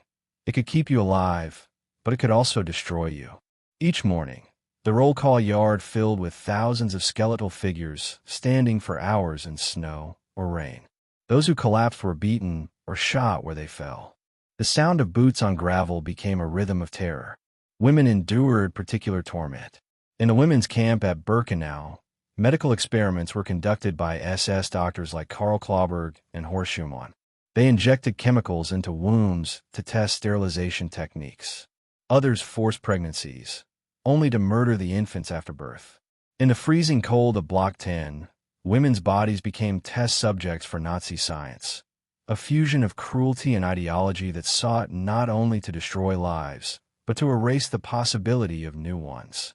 In Auschwitz, a new doctor arrived in May 1943, a man whose name would become synonymous with horror, Joseph Mengele. With his neat uniform and polished boots, he greeted new transports on the selection ramp, smiling as he pointed left or right. He was known as the Angel of Death, but he fancied himself a scientist. Mengele conducted experiments on twins, injecting dyes into their eyes to study pigmentation, amputating limbs to compare anatomy, and murdering them when he was finished. He justified it all in the name of research. The children he experimented on called him Uncle. They smiled when he passed because he sometimes brought them candy. Then, one day, they disappeared. The efficiency of the killing process depended on coordination between bureaucrats and killers. Train schedules were synchronized with crematoria output. Every deportation was logged, every shipment weighed. Nothing was wasted. Even the hair shaved from women's heads was collected, pressed into bales, and sent to German factories to make cloth and stuffing for uniforms. The gold teeth pulled from mouths were melted down and deposited into Reichsbank accounts. Inside the death factories, the scale of killing was matched only by the banality of it. Guards ate meals near the gas chambers. SS men wrote letters home, complaining about boredom or praising the camp's discipline. Some brought their families to live nearby. Wives and children picnicked within sight of the crematoria chimneys. There were gardens, orchestras, even sports fields for the SS. Hell had a veneer of normalcy. But among the prisoners, even in the depths of this mechanized nightmare, traces of humanity flickered. Secret groups formed, tiny circles of resistance. In Birkenau, members of the Sonderkommando smuggled gunpowder from the munitions factory, piece by piece, hidden in scraps of cloth. Women risked everything to help them. They planned to destroy the crematoria, to strike back even if it meant certain death. On October 7th, 1944, their plan exploded, literally. The Sonderkommando at crematorium rose in revolt. They attacked the SS with hammers and stones, set fire to the building, and shouted freedom or death. The uprising was crushed within hours. Hundreds were executed on the spot. But for a moment, even in Auschwitz, the machine of death faltered. Outside the camps, the world was beginning to learn fragments of the truth. Polish resistance couriers smuggled reports to London, detailing the existence of extermination camps. One of them, Jan Karski, disguised himself and entered the Warsaw Ghetto and later a transit camp to witness the atrocities firsthand. When he met Allied leaders, he told them everything: the gas chambers, the transports, the systematic extermination. Some wept. Others refused to believe him. The scale of it seemed impossible. But it was true. By the end of 1943, the killing centers had reached their full, monstrous efficiency. Auschwitz alone could exterminate nearly 10,000 people a day. The smoke from its chimneys darkened the sky for miles. The ash of human bone drifted into rivers and fields, coating the land in the gray dust of death. The Nazis called these places work camps, re-education centers, protective custody sites. But inside, there was no work, no re-education, no protection. Only death, mechanical, routine, endless. As the war began to turn against Germany in 1944, the SS tried to conceal the evidence. At Majdanek, they set fire to the crematoria. At Auschwitz, they destroyed files, dynamited gas chambers. But there were too many witnesses, too many graves, too much ash in the soil. The earth itself held testimony. When Soviet troops liberated Majdanek in July 1944, they were stunned. They found warehouses full of shoes, hundreds of thousands of them, piles of hair, glasses, children's toys. The ovens were still warm. The world would later see the footage and call it unbelievable. But for those who had lived inside the death factories, it was simply the truth.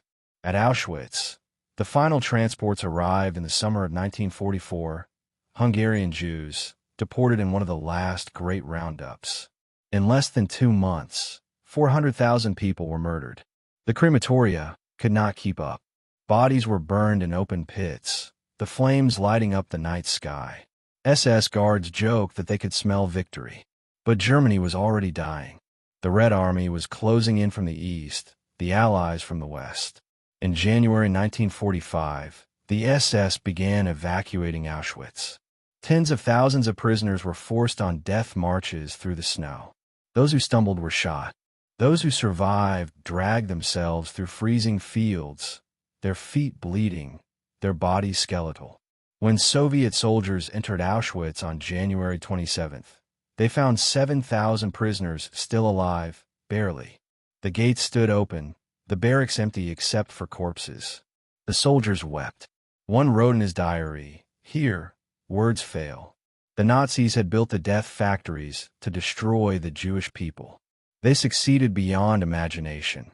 6 million lives extinguished. But in their obsession with death, they also destroyed themselves. The empire they had built on hate collapsed in ruins. and their factories became monuments to their own depravity. The survivors who walked out of those camps carried more than scars. They carried the memory of what happens when bureaucracy meets brutality, when ideology becomes industry. They carried the smell of the smoke, the sound of the trains, the knowledge that the line between civilization and barbarism is thinner than the world wants to admit. The death factories were not hidden in some dark corner of the world. They stood in the middle of Europe, built by engineers, supplied by businessmen, guarded by ordinary men who went home at night to their families. That is what makes them unbearable to remember and impossible to forget. Chapter 9. Auschwitz-Birkenau, the Heart of Darkness. Snow was falling when the first transport rolled into Auschwitz-Birkenau in the spring of 1942. The air was sharp, the ground half frozen, the chimneys silent. The train screeched to a halt beside a long wooden platform, a platform that would soon become the most recognizable symbol of the Holocaust. People pressed against the narrow slats of the cattle cars, their breath visible in the cold. They didn't know where they were. They didn't know that they had arrived at the end of the world. At first glance, Auschwitz didn't look like hell. There were brick buildings, neat fences, a gate that read Arbeit mocked free. Work sets you free. The lie was elegant, almost soothing. For many of the new arrivals, it was the last lie they would ever believe. Auschwitz had begun as a camp for Polish political prisoners in 1940, but by 1942, it had become the epicenter of Nazi mass murder. Here, the system of extermination reached its final, horrifying form: precise, industrial, efficient. It was not chaos that ruled Auschwitz. It was order, designed by bureaucrats, perfected by engineers, and carried out by men who believed they were simply doing their jobs. Rudolf Haas, the camp's first commandant, had a calm, administrative demeanor. In his memoirs, written later in prison, he described his duties in terms of logistics, numbers, schedules, supplies. He did not speak of the screams, the burning flesh, or the children. It was a difficult task, he wrote, but necessary. Those words still echo as one of the most chilling examples of how evil can hide behind the language of efficiency. By mid-1942, trains arrived at Auschwitz almost daily. They came from all across occupied Europe: Poland, France, the Netherlands, Hungary, Greece, Belgium, even Italy. The Nazis called the process Sonderbehandlung, special treatment. Each train carried between 1,000 and 2,000 Jews, packed in cattle cars with no food, no water, no air. Many died before the doors even opened. Those who survived stumbled out into a blinding landscape of barbed wire and floodlights. Selections began immediately. SS doctors stood on the ramp, flicking their wrists like conductors at a silent orchestra. Left or right? Life or death? A mother with a child went one way. A man too weak to stand went another. There was no explanation, no time to think. Those chosen for work were tattooed with numbers, stripped of their names. Those deemed unfit, the elderly, the sick, the pregnant, were marched straight to the gas chambers. The victims were told they were going to be disinfected. They undressed calmly at first, folding their clothes neatly, believing they would get them back. SS guards shouted orders to hurry. Mothers tried to soothe their crying children. The doors to the gas chambers closed with a heavy metallic thud. Then the small hatch above opened, and the Zyklon B pellets were dropped in. At first, there was silence. Then came the pounding, nails scraping against metal. The screams. It took 10, sometimes 15 minutes for the noise to stop. When the doors opened again, the air was thick with the stench of death and cyanide. The bodies were twisted, the faces frozen in terror. The victims on the bottom were crushed, their bones broken under the weight of those who had tried to climb to the top, gasping for air. The Sonderkommando, Jewish prisoners forced to assist in the killing process, dragged the corpses out and carried them to the crematoria. They worked in teams, their movements mechanical, detached. They shaved hair, removed gold teeth, searched mouths and body cavities for hidden jewelry. The SS demanded efficiency even here. Nothing wasted, they said. Everything was to be used, even the dead. The hair was packed into sacks, and shipped to German factories to make cloth. The gold fillings were melted into bars and sent to the Reichsbank. The ashes were used as fertilizer. Death was not just murder here, it was an industry. At the height of its operation, Auschwitz could kill up to 10,000 people a day. 4 large crematoria, each with multiple gas chambers and furnaces, worked around the clock. When the ovens couldn't keep up, the bodies were burned in open pits, the flames lighting the sky red at night. The smell of burning flesh drifted for miles. Villagers in nearby Auschwitz closed their windows but could not shut out the odor. The air itself, one survivor said, was made of ash. The SS officers who ran the camp lived in houses just beyond the fence. They had gardens, dogs, even pianos. They ate breakfast to the sound of gunshots and screams. Their wives hosted tea parties while black smoke rose from the chimneys. Children played within sight of the crematoria. The horror was not hidden, it was normalized. Among the prisoners, survival became an instinct stripped of morality. Hunger ruled everything. A crust of bread was worth more than gold. Prisoners fought over soup, scavenged for potato peels, learned which guards could be bribed and which could not. The line between living and dying blurred. "We were not human anymore," one survivor said. "We were shadows wearing skin." The daily roll calls were torture. Thousands of prisoners stood for hours in the freezing cold, counted and recounted while the SS shouted and beat them. Those who collapsed were shot. Work details marched out through the gates to nearby factories. IG Farben, Krupp, Siemens. These companies profited directly from slave labor. Prisoners built roads, repaired machinery, hauled bricks until they dropped. The slogan Arbeit macht frei was not freedom, it was mockery. Inside the camp, medical experiments turned human suffering into data. Joseph Mengele, the camp's most infamous doctor, arrived in 1943. Handsome, charming, and utterly remorseless, he selected twins from the incoming transports for his research. He measured their limbs, injected them with chemicals, transfused blood from one to the other. When one twin died, he killed the other to compare their organs. He called it science. The children called him Uncle. In another block, Dr. Karl Klauberg experimented with sterilization, injecting acid into women's wombs to find faster ways to destroy fertility. Others tested new drugs on prisoners, exposing them to diseases and wounds. Few survived. The SS photographed everything, careful to document their achievements. Even in murder, they sought validation. For the SS, Auschwitz was not only a killing ground, but a world of perverse order. The commandant's office kept meticulous records: train arrivals, prisoner numbers, daily outputs of hair, teeth, and ashes. Bureaucracy wrapped around genocide like a cloak of sanity. Every murder had a form, every form a file, every file a stamp. The killing had become paperwork. But within that nightmare, there were still moments of resistance, small acts of defiance that glowed like embers in the dark. Some prisoners shared food.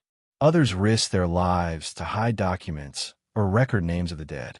Members of the Sonderkommando secretly buried photographs of the gas chambers, hoping someone would one day find them.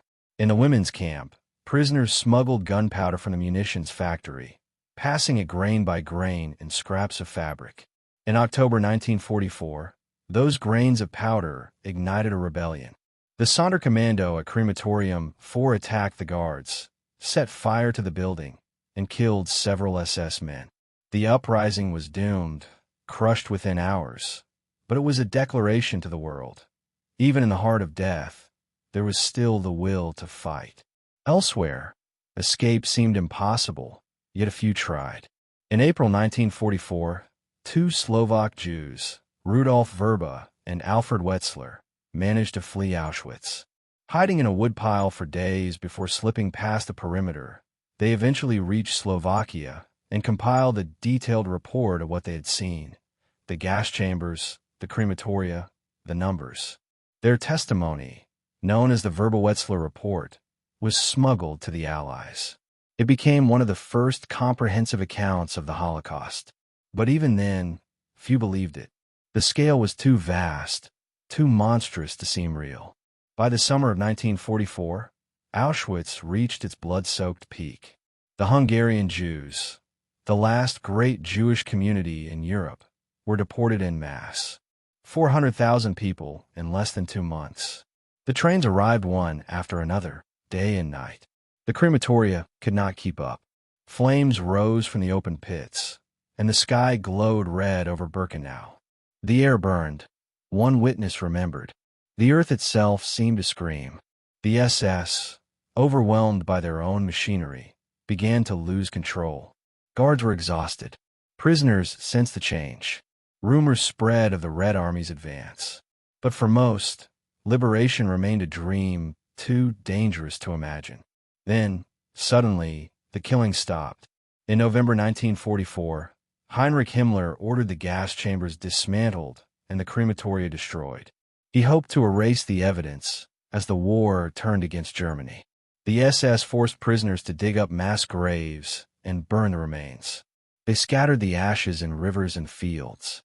The camp's records were burned, but not fast enough. By January 1945, the Soviet army was closing in. The Germans began evacuating Auschwitz, marching 58,000 prisoners west in the freezing cold. These death marches killed thousands more. Those who stumbled were shot. Those who survived marched for days through snow and starvation. The SS wanted no witnesses. When Soviet troops entered the camp on January 27th, they found 7,000 prisoners still alive, too weak to move. The soldiers were unprepared for what they saw. Heaps of bodies, warehouses full of shoes, glasses, and hair. Piles of suitcases labeled with names and addresses. The oven still warm. The soldiers wept. One of them wrote later, "It was not a place. It was the end of the world." The survivors looked more like ghosts than people. Their eyes were hollow, their movements slow, their voices barely whispers. They had forgotten how to speak in full sentences. Liberation, for them, was not joy. It was confusion, disbelief, and the heavy knowledge that almost everyone they had ever loved was gone. In the days that followed, Soviet doctors worked to save the dying. Children too weak to walk were carried out in blankets. Among them was a 14-year-old girl named Lily Jacob, who stumbled upon a German photo album documenting life in Auschwitz. It contained pictures of the very ramp where her family had been murdered. She kept it, and it later became one of the most important pieces of evidence at the Nuremberg trials. When the world finally saw what had happened in Auschwitz, disbelief turned to horror. The camps became proof of what hatred, ideology, and bureaucracy could accomplish when fused together. But even then, many could not grasp the scale. 6 million Jews, 1 million of them murdered in Auschwitz alone, numbers too vast for the human mind to hold.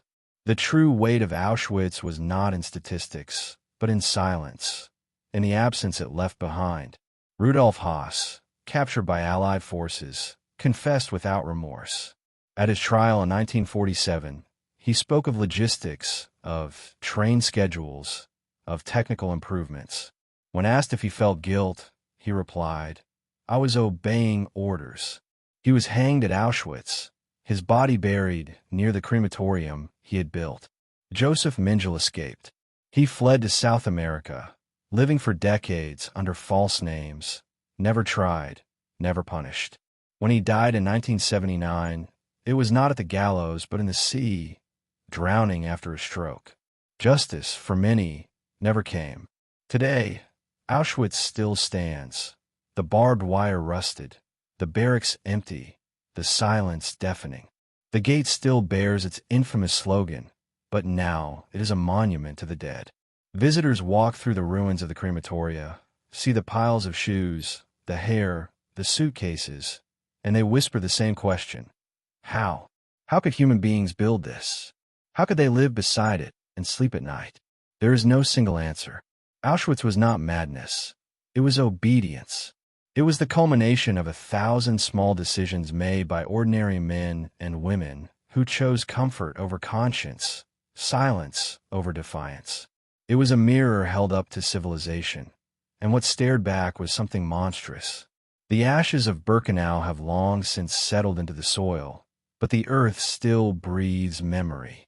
When the wind blows across the fields, it carries a faint whisper, the echo of those who walked through the gates and never came out again. Chapter 10. The Warsaw Ghetto Uprising. Defiance in the Flames. It began with a whisper, a rumor, a tremor of hope in a place built on despair. In the spring of 1943, word spread through the Warsaw Ghetto that the Germans were coming again. Not for inspection, not for labor. This time, it would be the final liquidation. Everyone knew what that meant now. Treblinka, death. But this time, the Jews of Warsaw would not go quietly. For years, the ghetto had been a graveyard in disguise. After the Great Deportation of 1942, when more than 265,000 Jews were rounded up and sent to Treblinka, only about 50,000 remained, the ones the Germans deemed useful. Artisans, factory workers, the sick, the hidden. They knew they were living on borrowed time. But something inside them had changed. The fear that once paralyzed them had hardened into resolve. It was April 1943, the eve of Passover, a festival that once celebrated freedom from slavery. In Warsaw, there was no freedom left, only ruins and ash. The ghetto was nearly deserted, its walls now towering tombstones. But beneath those crumbling bricks, resistance was stirring. The Jewish Combat Organization, known as OB, had been preparing for months. It was led by Mordecai Anielewicz, a 24-year-old with sharp eyes, a quiet voice, and the courage of someone who knew he had nothing left to lose. Alongside him were other young leaders, Marek Edelman, Zivia Lebetkin, and Antek Zuckerman. They had smuggled weapons into the ghetto, a handful of pistols, grenades made from tin cans, and a few stolen rifles. It wasn't much, but it was enough to make a statement. Their plan was not to win. It was to resist, to die on their own terms. The Germans entered the ghetto on April 19th, the first day of Passover. SS General Jürgen Stroop led the assault. 2,000 soldiers, tanks, flamethrowers, and heavy artillery. They expected a simple operation: surround the ghetto, capture the remaining Jews, and send them to the camps. Stroop had done this before. He thought it would take 3 days. It would take almost a month. As the German columns advanced, something unexpected happened.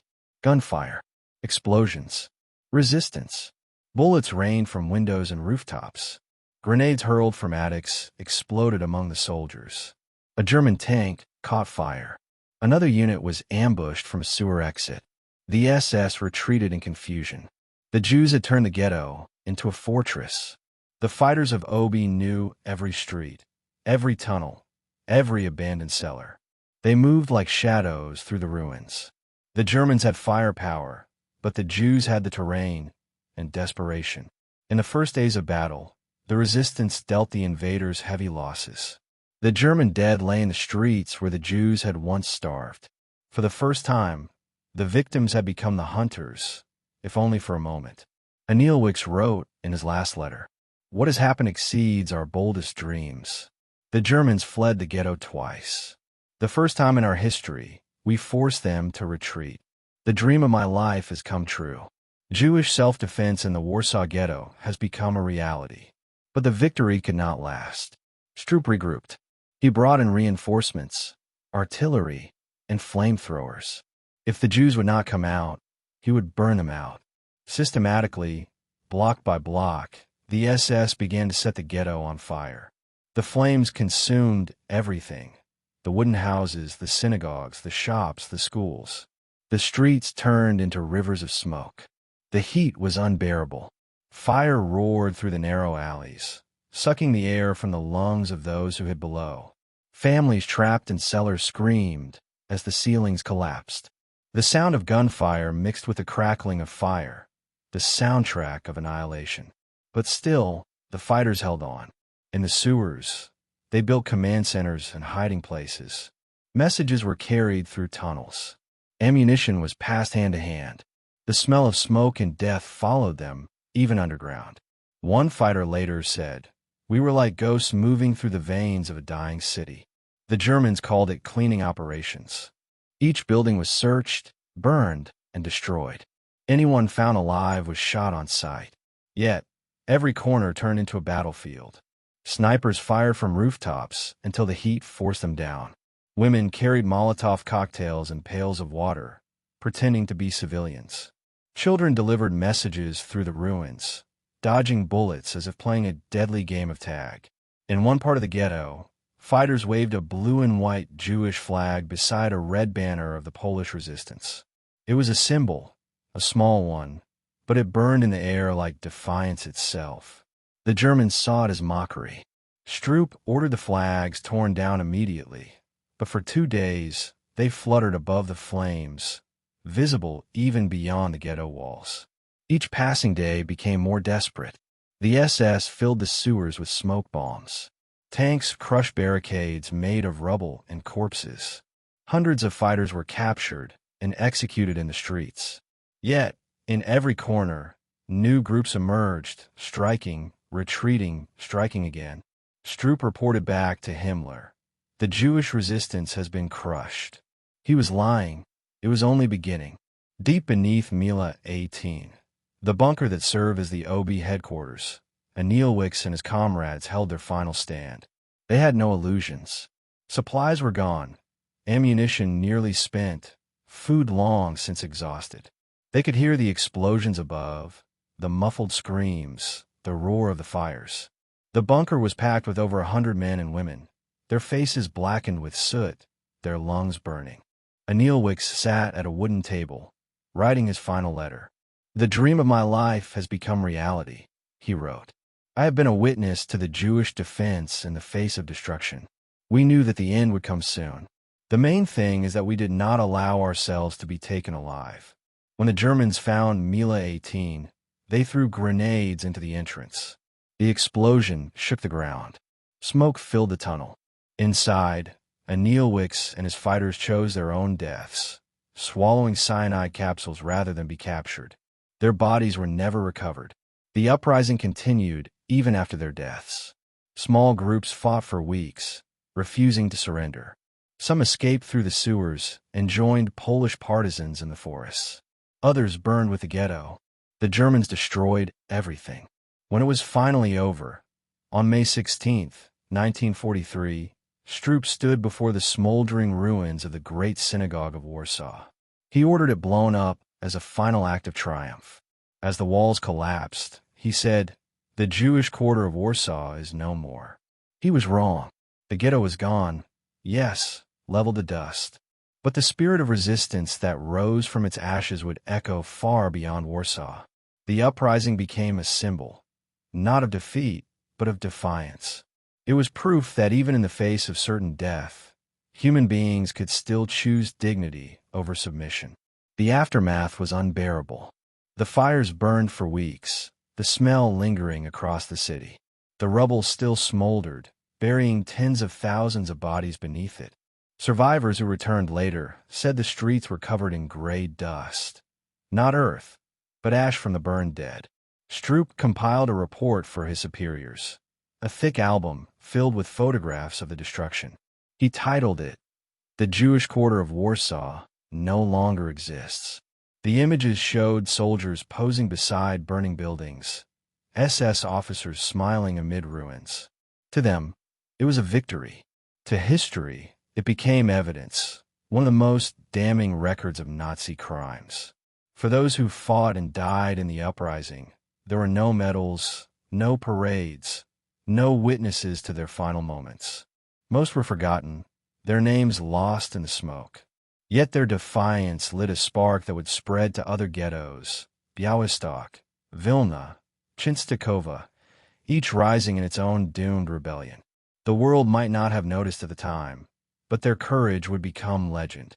Outside the ghetto walls, the Polish underground had watched helplessly. Some had tried to help, sending weapons and information, but most were paralyzed by fear or apathy. The city of Warsaw was a divided witness, one half burning, the other half pretending not to see. After the war, Marek Edelman, one of the few surviving leaders, said, "We did not fight for life. "We fought so that the world would know that Jews fought."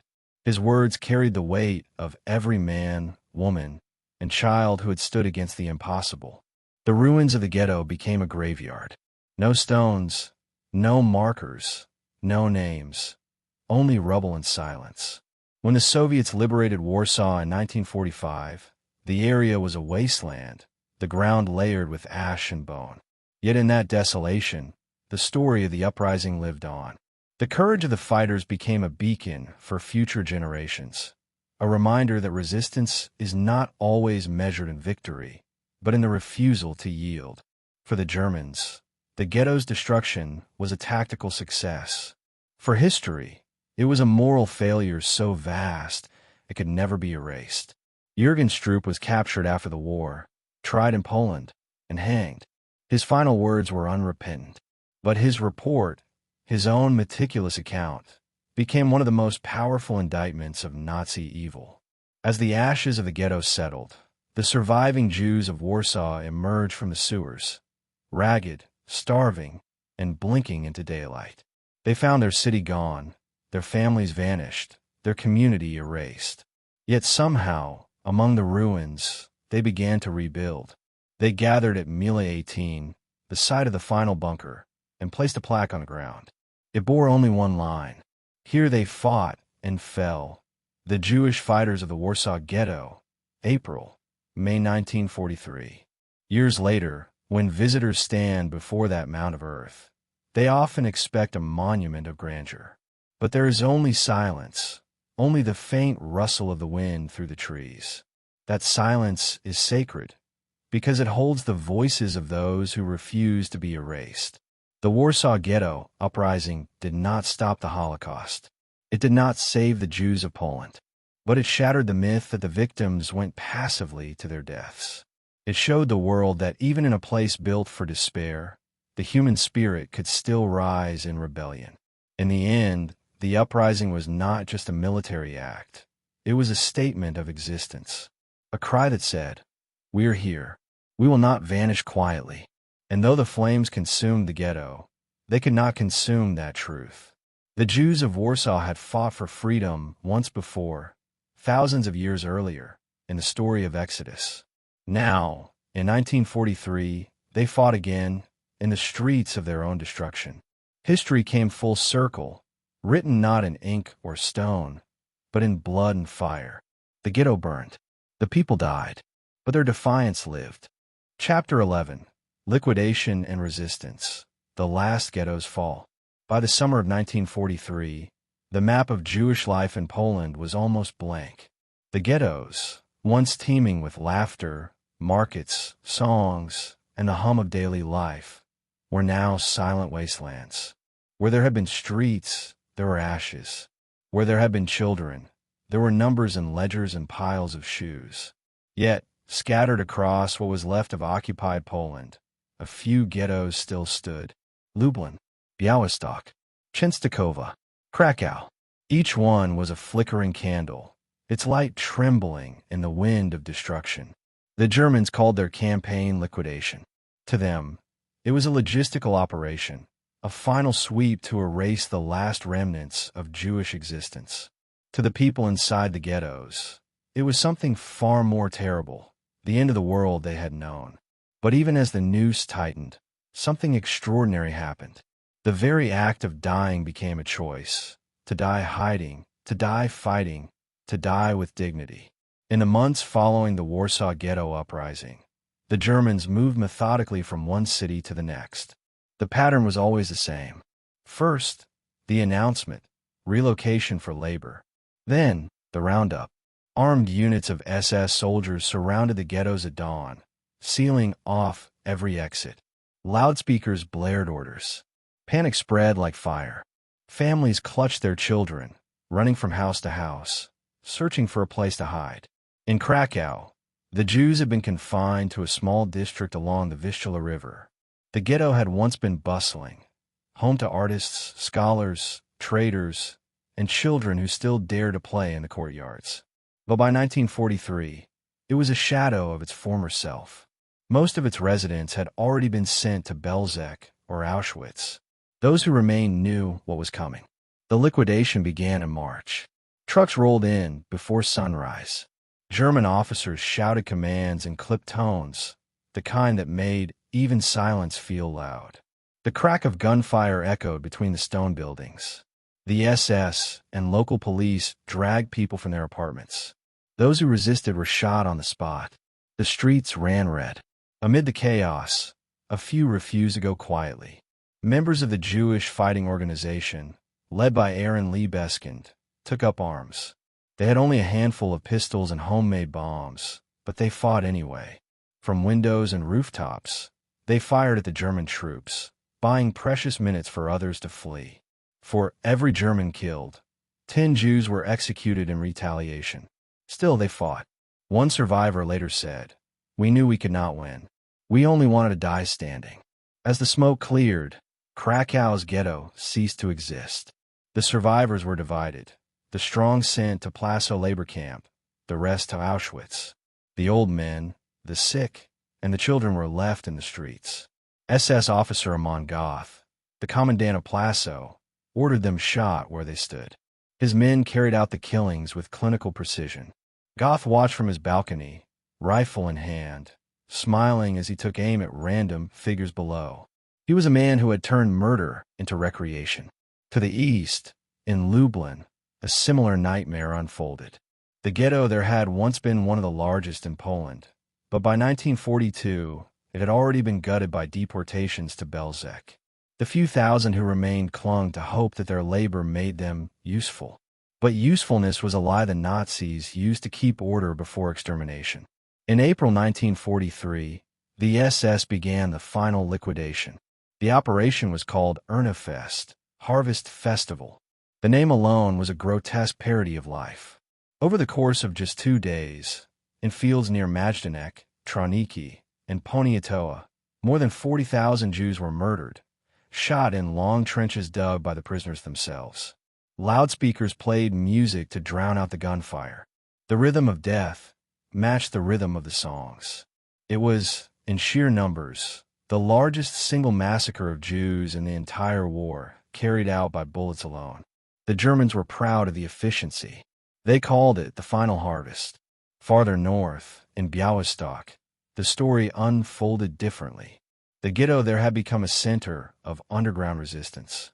News of the Warsaw Uprising had reached them, carried by couriers who risked their lives crossing enemy lines. They brought stories of courage, of flames, of death with dignity. The young in Białystok listened and decided they would not go silently either. Their leader was Mordecai Tenenbaum, a scholar turned fighter. Under his command, hundreds of Jews began collecting weapons, building bunkers, and planning an uprising. They knew their end was near. They just wanted to choose how it came. When the Germans arrived in August 1943, they were met with fierce resistance. The ghetto exploded in gunfire. Grenades rained down from rooftops. The resistance fighters attacked German patrols, ambushed soldiers, and set buildings ablaze to block the enemy's advance. For 5 days, they fought with everything they had: pistols, knives, even stones. When the ammunition ran out, they fought with their bare hands. One fighter later wrote in his diary, "We are dying for freedom, not for vengeance." The Germans crushed the uprising, of course. They burned the ghetto to the ground, killing thousands. Those who survived were deported to Treblinka or Majdanek. Mordecai Tenenbaum took his own life in a bunker rather than surrender. The ghetto of Białystok ceased to exist, but its defiance joined Warsaw's in the chronicles of courage. Even in smaller ghettos, Częstochowa, Będzin, Tarnow, sparks of resistance flared. In some, the uprisings lasted hours, in others, only minutes. But everywhere, the message was the same: we will not go quietly. In Częstochowa, fighters attacked German patrols with Molotov cocktails. In Będzin, families burned their own homes rather than let the Germans take them. In Vilna, a group of partisans escaped through the sewers to join resistance fighters in the forests. The forest partisans became the last free Jews in Eastern Europe, ragged, starving, but armed. They waged a guerrilla war against the Nazis, blowing up trains, cutting communication lines, ambushing German convoys. The Nazis called them bandits. The Jews called themselves survivors. Meanwhile, the countryside of Poland became a graveyard. The Einsatzgruppen and local collaborators continued their work, rounding up the last Jews hiding in barns, attics, and forests.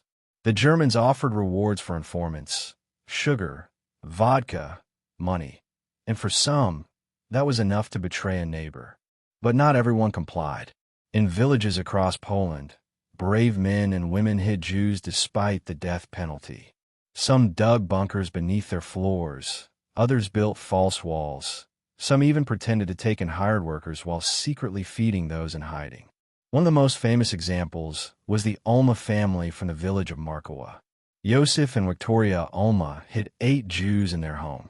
In March 1944, they were discovered. The Germans executed not only the hidden Jews, but the entire Ulma family, including their 6 children. Victoria was pregnant at the time. Today, they are honored as righteous among the nations. Their story is one among thousands of ordinary Poles who risked everything for the sake of compassion. But for every rescuer, there were dozens who looked away, out of fear or indifference or hatred. The Nazis thrived on that silence. It made their work easier. In the ghettos that remained, the daily struggle continued even as the end drew near. Food was gone. Disease was rampant. The walls that once enclosed them now became their own coffins. The ghettos were not dismantled all at once. They were starved to death. In Lodz, the last major ghetto in Poland, life hung by a thread. Its leader, Chaim Rumkowski, believed that obedience might save his people. He urged the Jews to work harder, to make themselves indispensable. He printed currency with his name, issued decrees, and begged the Germans for mercy. Many hated him, some pitied him. In September 1942, the Germans demanded that he hand over all children under 10 for resettlement. Rumkowski stood before the people and gave a speech that remains one of the most haunting in Holocaust history. "Give me your children," he said, his voice breaking, "in order to save the others." The crowd screamed. Mothers clutched their children as soldiers ripped them away. It was one of the most agonizing moral nightmares ever witnessed. Rumkowski believed compliance would buy time. It did, but not salvation. In August 1944, the Lodz ghetto was finally liquidated. The survivors, including Rumkowski, were sent to Auschwitz. Few returned. By the end of that year, nearly every ghetto in Poland had been erased. The cities that once held vibrant Jewish communities were now ghost towns. Warsaw, Krakow, Lublin, Białystok, all gone. The synagogues were rubble. The streets that once echoed with Yiddish songs and the cries of children were silent. But out of that silence, resistance lived on, not just with guns, but with memory. Hidden diaries, buried archives, smuggled photographs. Emanuel Ringelblum's Oyneg Shab's archive, buried under the ruins of Warsaw, was unearthed after the war. Rusted milk cans filled with letters, essays, and reports. It was a voice from the dead, speaking to the living. "We wanted to leave behind evidence," Ringelblum had written. "We want to show that even in hell, we lived as humans." That evidence would later stand in courtrooms where the perpetrators claimed ignorance. It would speak when they stayed silent. It would remind the world that the Jews of Poland did not go quietly. They went fighting, writing, remembering. As 1943 turned to 1944, the Holocaust in Poland neared its completion. Operation Reinhard had done its work. The ghettos were gone, the camps were full, and the trains still ran. But in the forests, in the rubble, in the hearts of those who had seen everything, defiance still smoldered. One partisan fighter wrote in his notebook, "We are only a few thousand now, scattered across the woods. But we carry the memory of millions. If we die shouting their names." And so they did, in the forest near Lublin, in the fields of Vilna, in the snow outside Krakow. They fought with stolen rifles and homemade bombs, with songs and courage. They fought knowing they would lose. But they fought anyway. When the Red Army finally began its push west in 1944, the ghettos were long gone, the camps nearly empty, the ashes scattered. Yet, among those ashes were stories of courage, of sacrifice, of love in the face of annihilation. The Germans had set out to erase a people. They succeeded in killing millions, but they failed to erase the will to resist. Every burned street, every buried archive, every act of defiance became a monument that the Nazis could not destroy. The last ghettos fell, but their fall was not the end. It was a beginning, the beginning of remembrance, the beginning of testimony, the beginning of the world's reckoning with its own silence. And in that silence, across the broken cities of Poland, one truth remained. Even in the face of absolute evil, there were those who refused to bow their heads. Chapter 12. Liberation and the Death Marches. The Long Road Out of Hell. It was January 1945. The snow was falling thick and heavy across Poland, muffling the sound of gunfire, softening the ruins. The war was nearing its end, though few inside the camps dared to believe it. The Red Army was advancing from the east, its thunder rolling closer every day. The Germans could hear it too, the low rumble of artillery, the tremor of tanks. For those in the concentration camps, it meant one thing: a final reckoning. By now, the Nazi Empire was crumbling, but its cruelty had not softened. As Soviet troops drew near, the SS began what would become one of the most horrific final acts of the Holocaust: the evacuation of the camps. They called it relocation. In reality, it was another form of murder, slower, colder, and more senseless than anything before. The order was clear: no prisoner must fall into enemy hands alive. In Auschwitz-Birkenau, the largest killing center of them all, the SS began their frantic preparations. Files were burned, documents shredded, crematoria dynamited. The air was thick with the smell of smoke and panic. Guards shouted orders while prisoners were forced to destroy evidence of their own suffering. Faster, they screamed. No traces left. On January 18th, the death marches began. Nearly 60,000 prisoners, emaciated, sick, barefoot, and starving, were driven out of the camp in long columns stretching for miles. Snow fell as they trudged westward toward Władysław, Gliwice, and other towns still under German control. The temperature dropped below freezing. Anyone who stumbled was shot where they fell. The road was littered with bodies, each marked by a single dark stain in the snow. Survivors would later say it felt like walking through an endless white desert of death. Their thin, striped uniforms offered no warmth. Their wooden clogs cut into frostbitten feet. Hunger gnawed at them like an animal. Some ate snow for water, others pieces of straw. Mothers carried their children until they could no longer lift them. The sound of the columns was a mix of coughs, sobs, and gunshots. One survivor remembered it this way: "We did not know where we were going. We only knew that we had to keep walking. If you stopped, you died. If you fell, you died. The only thing that moved us forward was the body in front of us." For the SS, this was routine. They walked alongside the prisoners, smoking cigarettes, chatting, occasionally firing their rifles to keep the pace. Even now, with Germany collapsing around them, they maintained their illusion of order. The empire of death had to end as it had begun, in obedience and brutality. The marches did not happen only in Auschwitz. They came from every camp in occupied Poland, from Majdanek, from Stutthof, from Grossrosen and Plazow. Hundreds of thousands of prisoners were forced into the snow, herded westward like cattle. Many had already survived years of starvation, torture, and disease. Few would survive the march. The purpose was twofold. First, to prevent the Allies from learning the full scale of the crimes. Second, to keep the slave labor force alive long enough to serve the Reich's final, desperate war effort. To the Nazis, even in defeat, the Jews and other prisoners remained resources, to be used, moved, or discarded. As the columns moved west, entire villages watched them pass. Some peasants threw food. Others looked away. Still others joined the SS in taunting or beating the prisoners. The sound of boots crunching through snow became one of the last soundtracks of the Holocaust. The survivors would later call them Marsesmierci, the death marches. Those who reached their destinations found no relief. They were crammed into open train cars or locked in barns. At Grossrosen, prisoners were packed so tightly that when they died standing, their bodies remained upright. In Dachau, they arrived skeletal, their faces sunken and eyes hollow. Many had marched more than 100 kilometers, only to die within sight of their new prison gates. Back in Poland, the Red Army advanced swiftly.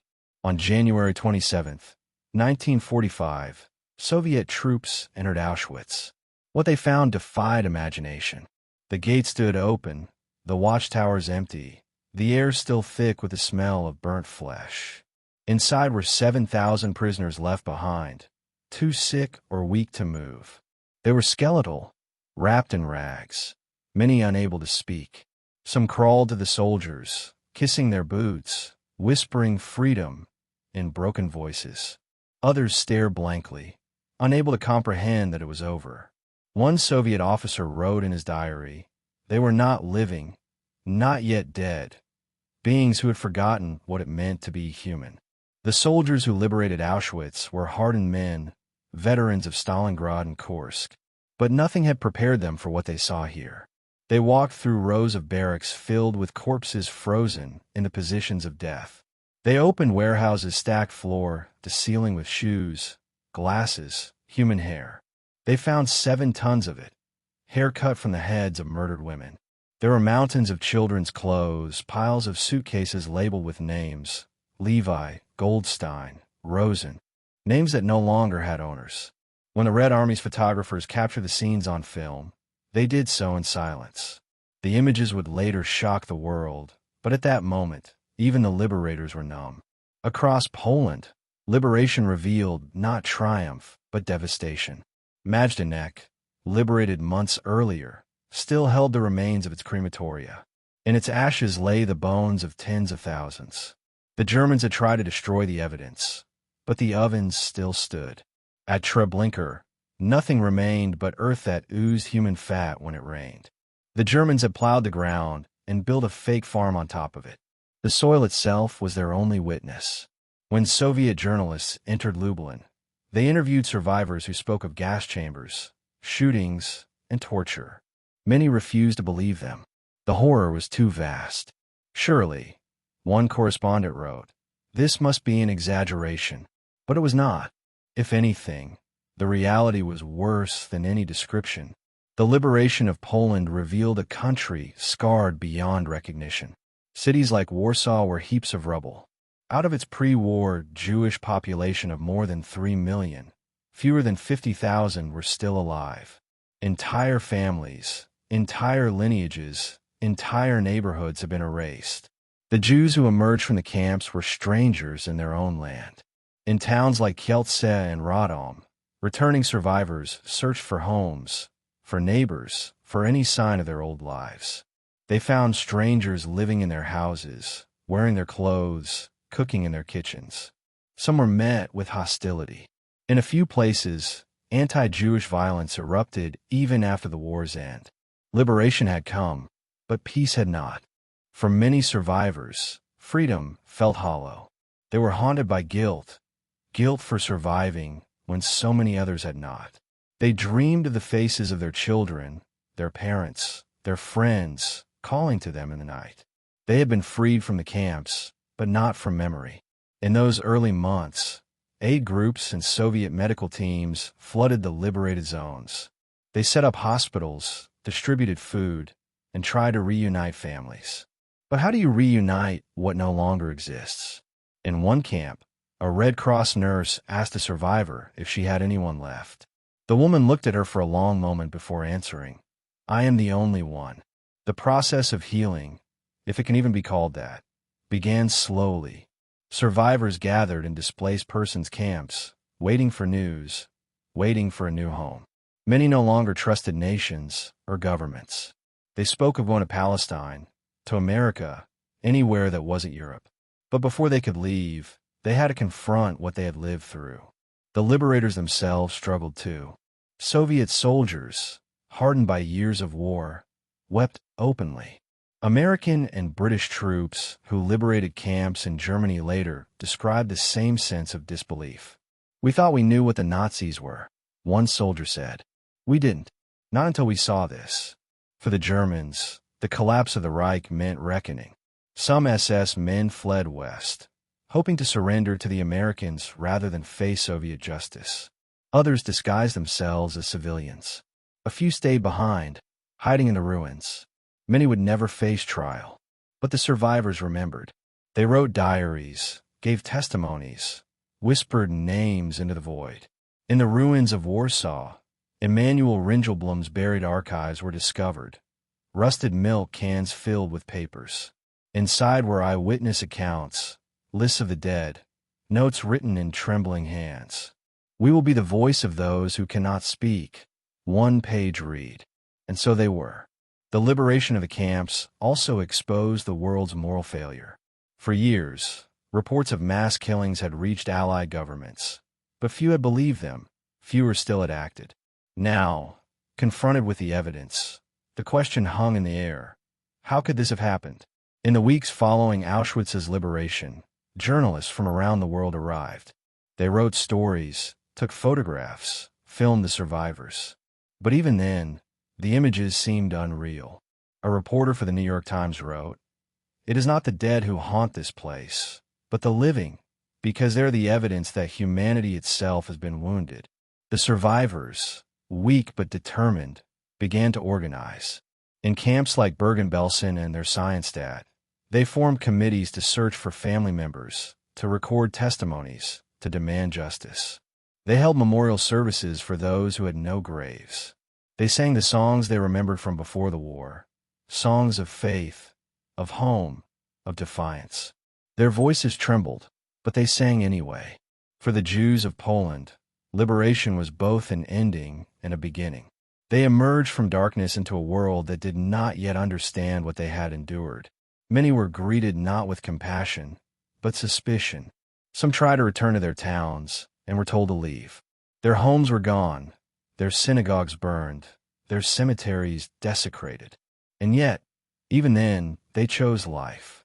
Some joined the Breacham movement, the secret organization that helped Holocaust survivors escape Eastern Europe and reach Palestine. They traveled by night, through forests and mountains, across borders policed by soldiers who no longer knew who the enemy was. They carried with them no possessions, only the weight of memory. Others stayed and testified. They became witnesses, determined that the world should never forget. They appeared before tribunals, pointed at their former captors, spoke the truth through trembling lips. One survivor said, "I am here to speak for the ashes." The ashes were everywhere, in the soil, in the rivers, in the very air of Poland. You could not walk its roads without stepping on the remnants of the dead. As the Soviets pushed westward, they liberated more camps, Majdanek, Sobibor, Treblinka, though little remained of the latter two. Each liberation was the same: the smell, the silence, the disbelief. The soldiers called the camps factories of death, but there were no words strong enough to describe them. For the SS, retreat was not escape.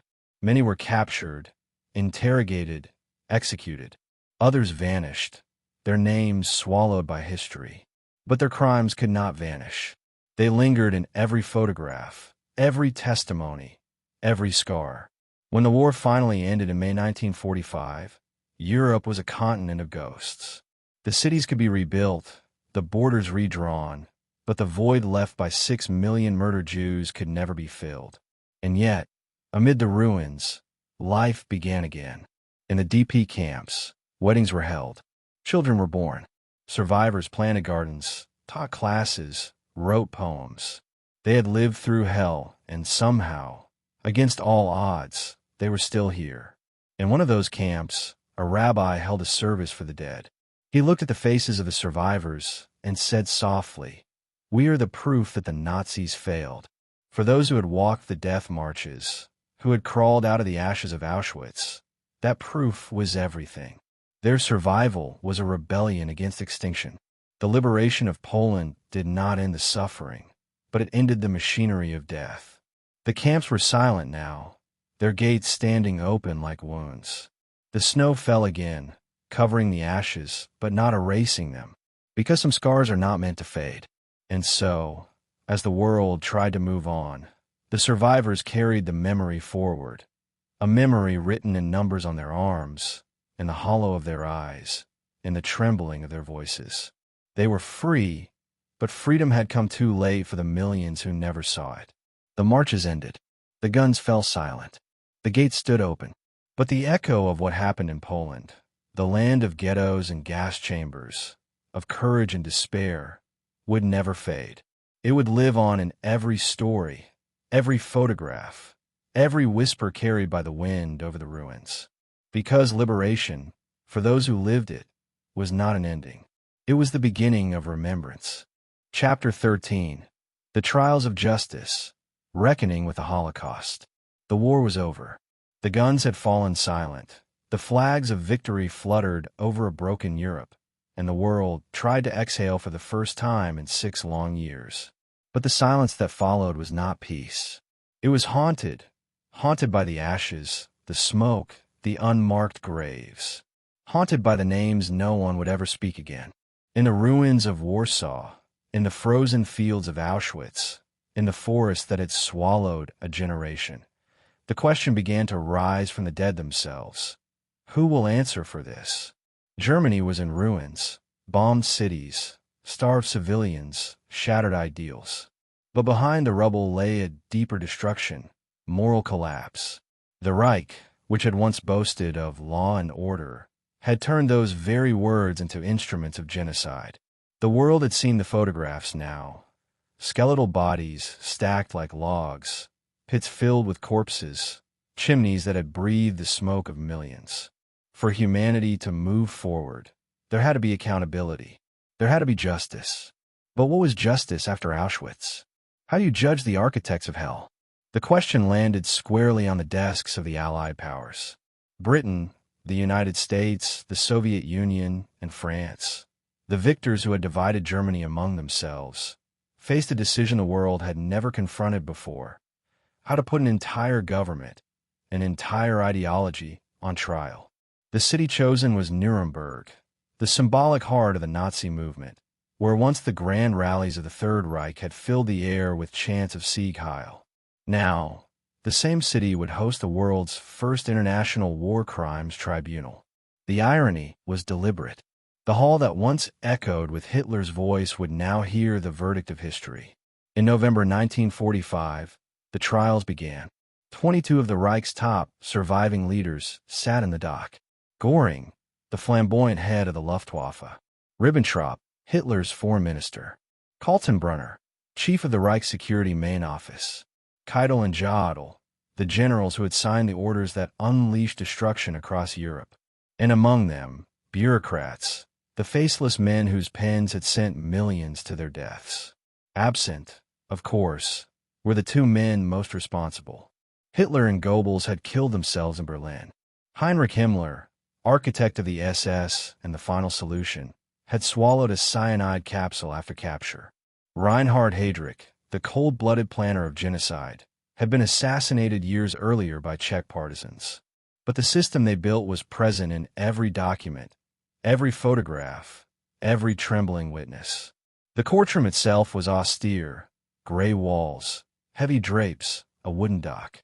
Each defendant sat behind a pane of bulletproof glass, flanked by guards. Translators whispered in headsets as lawyers from 4 nations spoke 4 different languages. Cameras rolled. For the first time in history, justice would be recorded on film. When the charges were read, they seemed almost inadequate. Crimes against peace, war crimes, crimes against humanity. The phrase crimes against humanity had never been used in law before.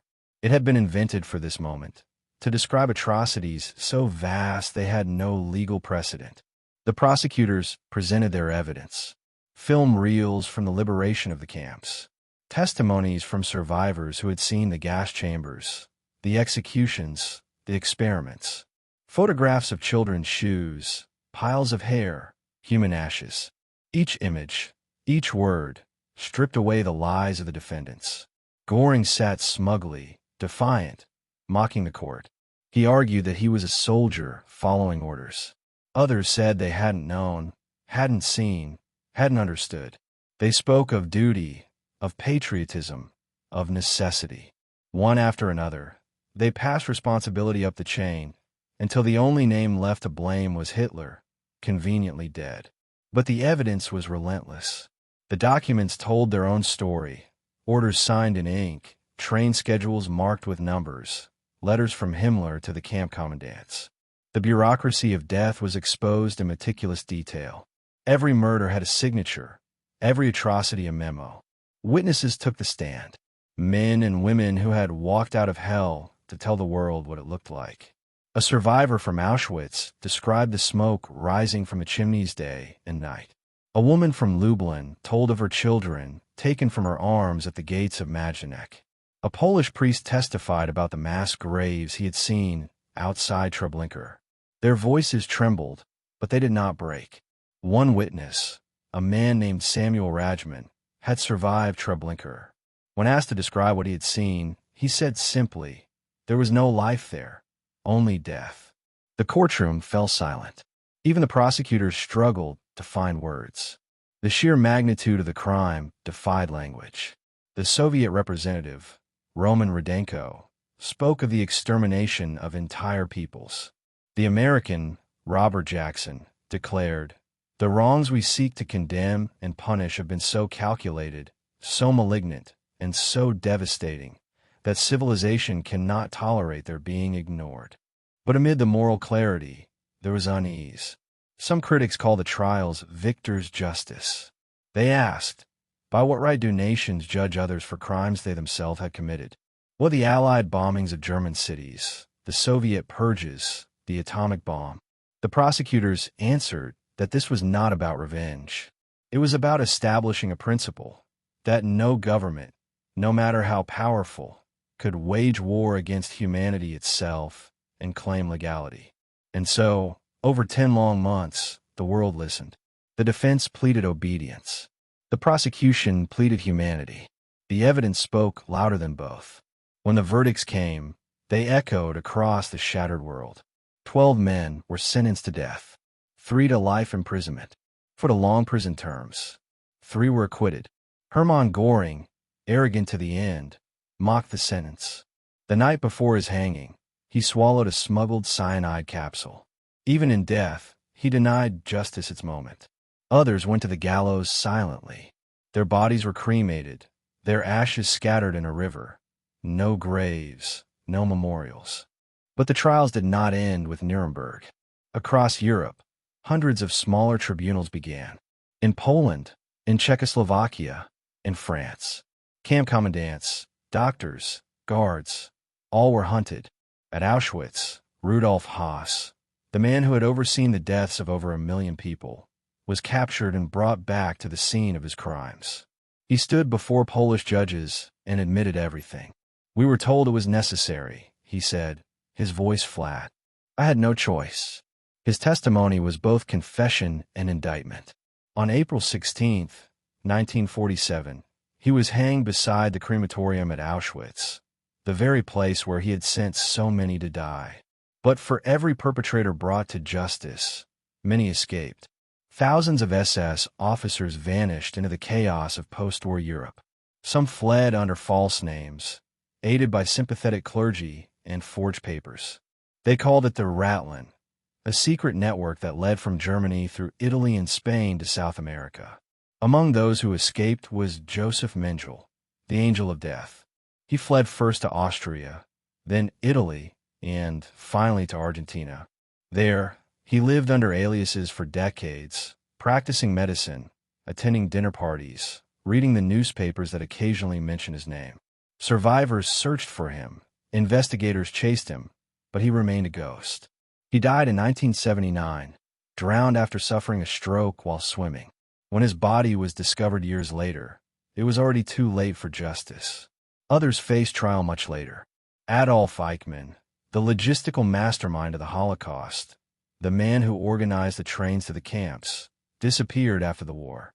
For 15 years, He lived quietly in Buenos Aires, working in a car factory. But in 1960, Israeli agents from Mossad tracked him down. One night, they kidnapped him and flew him to Jerusalem to stand trial. The trial of Adolf Eichmann was unlike any before it. It was not just about one man. It was about memory itself. Broadcast live around the world, it gave survivors a voice. Over 100 witnesses testified. They spoke of the ghettos, the camps, the trains. The courtroom was filled with ghosts, but for the first time, the world listened. When the verdict came, Eichmann stood expressionless as the judge pronounced the sentence. He was hanged in June 1962. His ashes were scattered in the sea, beyond the borders of Israel, so that no trace of him would defile the land of the living. Still, the question lingered. Could justice ever be enough? For survivors, the trials offered closure, but also reminders. Each testimony reopened wounds. Each photograph brought back the smell, the screams, the faces of the lost. Justice cannot bring them back, said one survivor. It can only make the world remember. And remembrance became the truest form of justice. In Poland, memorials began to rise where the camps once stood. At Auschwitz, the barracks were preserved as they had been found. The bunks, the barbed wire, the suitcases. The silence there was its own testimony. In Warsaw, the site of the ghetto became a field of stone, a monument to the uprising that had once turned the city into fire. In Yad Vashem, in Israel, the names of the murdered began to be recorded. Millions of names, carved into stone, spoken aloud, one by one. The victims who had been reduced to numbers were given back their humanity. And in Nuremberg, the words spoken by the judges became part of international law. The concept of crimes against humanity was codified, ensuring that what happened in Poland could never again be dismissed as acts of war. But even that could not erase the unease. The Holocaust had not been the work of monsters alone. It had been carried out by clerks, teachers, engineers, soldiers, ordinary men and women who obeyed orders and called it duty. Justice could hang the leaders, but it could not reach the hearts of millions who had chosen silence, who had looked away. The trials exposed more than guilt. They exposed the fragility of civilization itself. In the years that followed, new generations would struggle with that truth. Children of the perpetrators asked what their fathers had done. Children of survivors asked why the world had not stopped it. The questions would never fade. The reckoning that began in Nuremberg continues still, in classrooms, in memorials, in the quiet moments when history whispers from the ruins of Poland. Justice, in the end, was never about revenge. It was about memory, about ensuring that the crimes of the Holocaust would not dissolve into statistics. The men who stood in the dock believed they were shaping history. They were wrong. History was judging them. And as the judges read the final sentences, as the world listened, one truth became clear. The Holocaust was not only a crime against the Jews of Poland. It was a crime against humanity itself, a wound on the conscience of the entire world. The trials ended. The world moved on. But the echoes of that courtroom, the testimonies of the survivors, the ashes of the murdered, they remain. They speak still, in every corner of the world where hatred begins to grow again. Because justice, like memory, is never truly finished. Chapter 14. A Nation of Shadows, Poland after the Holocaust. The war had ended. The Nazis were gone. The chimneys of Auschwitz were cold, their smoke scattered to the wind. But when the guns fell silent and the victors declared peace, Poland stood amid ruins so vast that silence itself seemed heavier than the war had ever been. The cities were skeletons. The fields were filled with unmarked graves. In the Jewish heart of Poland, 3 million souls who had built centuries of life, faith, and laughter was almost gone. Only a handful remained. In 1939, Poland had been home to Europe's largest Jewish population, over 3 million people. When the war ended in 1945, barely 50,000 were left alive on Polish soil. The numbers defied belief. Towns that had once been 90% Jewish were now empty, their synagogues gutted, their cemeteries overgrown. The very air seemed haunted. Those who survived the camps returned to find not home, but absence. When the trains stopped running and the gates opened, survivors began to drift back toward Poland. Thin, hollow-eyed figures wrapped in military coats, their bodies trembling from hunger and trauma. Some walked hundreds of miles on foot, guided by nothing but memory. They followed the roads they once took to school, to synagogue, to market. But when they arrived, they found strangers living in their homes. In the town of Radom, a woman named Bluma knocked on her old door. The man who opened it looked at her with suspicion. She said softly, "This is my house." He stared at her a long time before answering, "It was." And then he shut the door. Stories like that were everywhere. The survivors had dreamed that freedom would mean homecoming. Instead, it meant dislocation all over again. The war had redrawn every border. Half of Poland had been annexed by the Soviets. The other half was under communist control. What had once been a homeland was now a new country, rebuilt under the shadow of Stalin. But for the Jews who returned, the deepest wound was not the rubble or the hunger. It was the hostility. In the first months after liberation, Jews came back in small groups, searching for family, for neighbors, for anyone left alive. Many hoped to rebuild.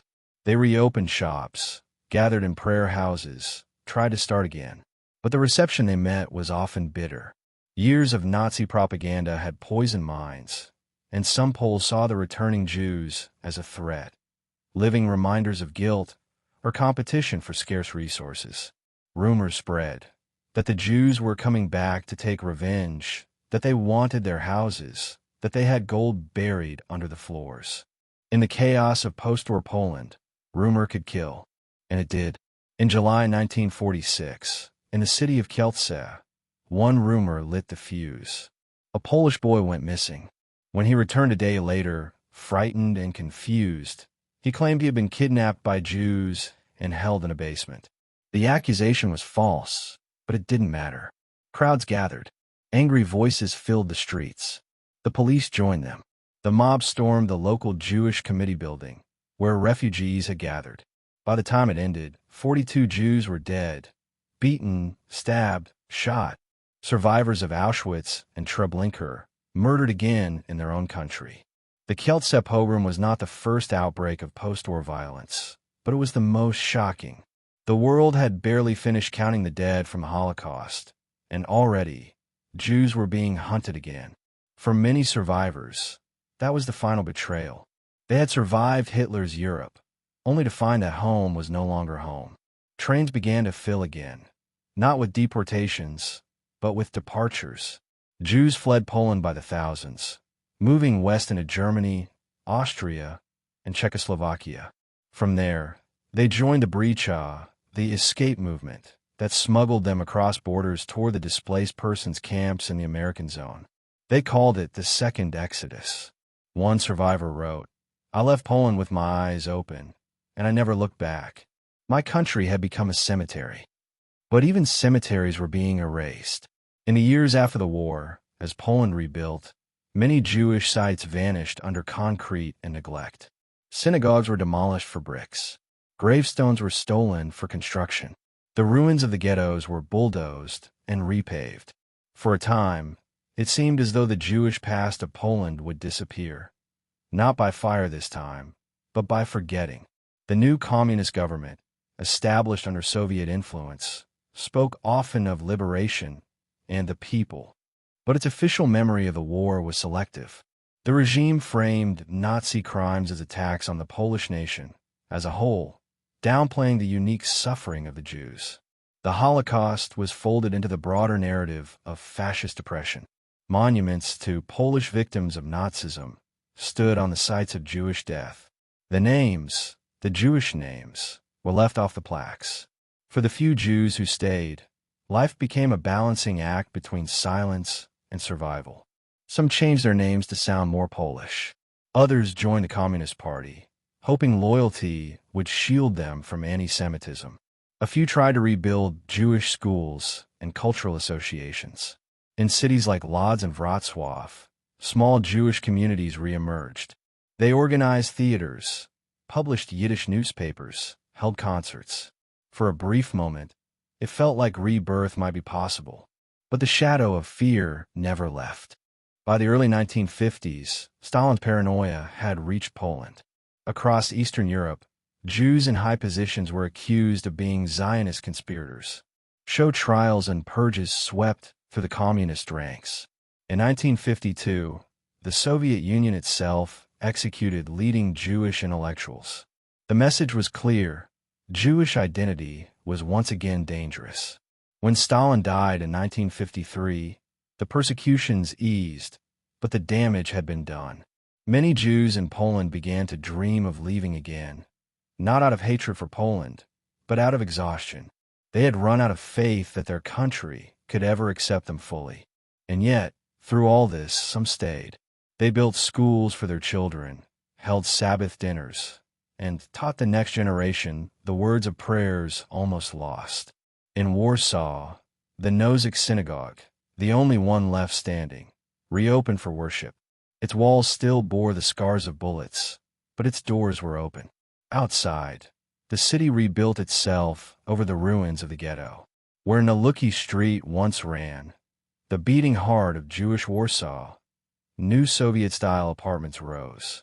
The past was buried under cement, but memory has a way of returning.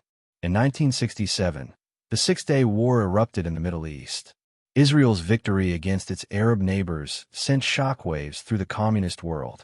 In Poland, the government responded with a new wave of anti-Semitic propaganda.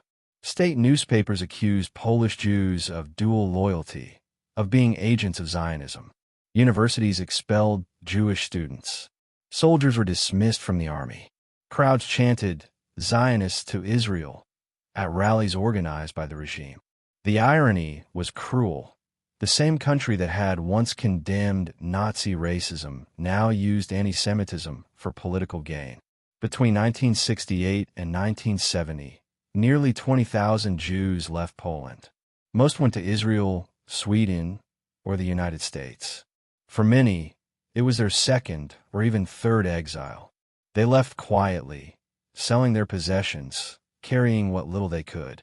Some took soil from their gardens, a handful of Poland, as a final farewell. By the 1970s, only a few thousand Jews remained. The vibrant tapestry of Polish Jewish life, centuries of rabbis, poets, traders, and dreamers, had been reduced to threads. Yet, even in near extinction, memory persisted. A few historians, teachers, and survivors refused to let the past vanish. They collected testimonies, documented the ghettos, recorded the names of the dead. They faced censorship, threats, and indifference, but they continued. In basements and backrooms, they taught Yiddish to their children, told them about a Poland that once had Jewish streets, Jewish songs, Jewish laughter. In the 1980s, under the rise of the Solidarity movement, Poland began to change again. The communist regime weakened, and with it, the silence began to crack. For the first time, open discussions about the Holocaust and Jewish history became possible. Museums were founded. Scholars spoke publicly about the ghettos, about the camps, about the complicity and the courage of Poles during the war. When the Iron Curtain finally fell in 1989, Poland rediscovered a buried part of itself. Young Poles began studying Yiddish, restoring synagogues, tending to neglected cemeteries. Descendants of those who had hidden Jews during the war were honored as righteous among the nations. Survivors who had fled decades earlier began to return as visitors, walking through the streets of Warsaw, Kraków, and Lublin, cities where ghosts still lingered. And as they walked, they saw signs of rebirth.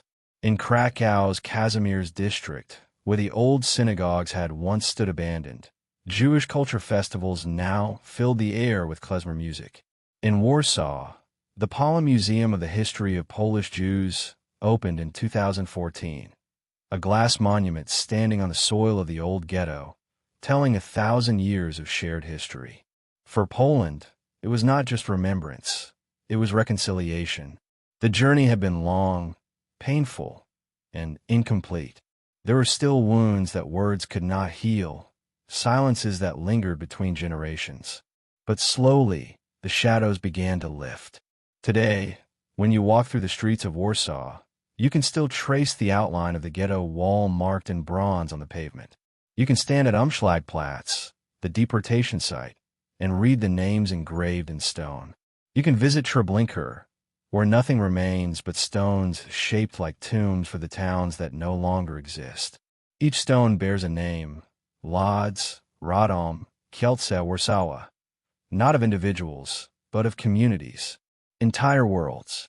And among those stones, you can sometimes hear laughter, the laughter of visitors, students, rabbis, and musicians who come not to mourn alone, but to rebuild life where it was once destroyed. The Holocaust in Poland ended 80 years ago, but its echoes have never faded. They live in the soil, in the stories, in the fragile rebirth of memory. Poland became a nation of shadows, yes, but also a nation of remembrance.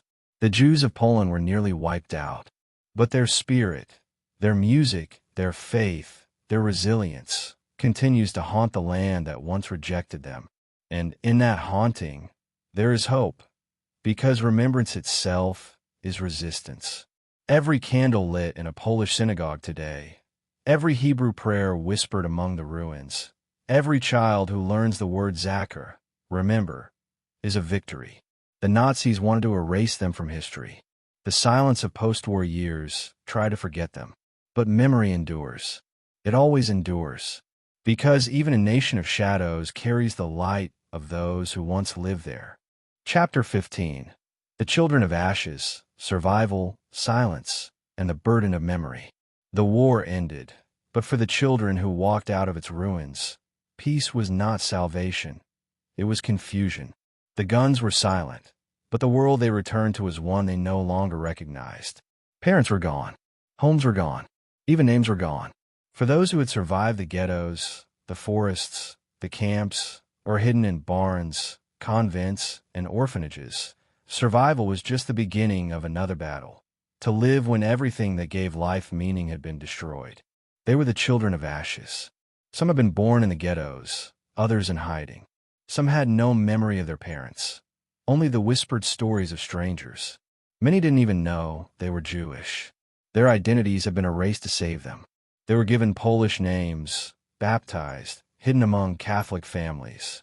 And when the war ended, those families faced a choice: to return the children to the remnants of the Jewish community, or keep them as their own. Many refused to give them back.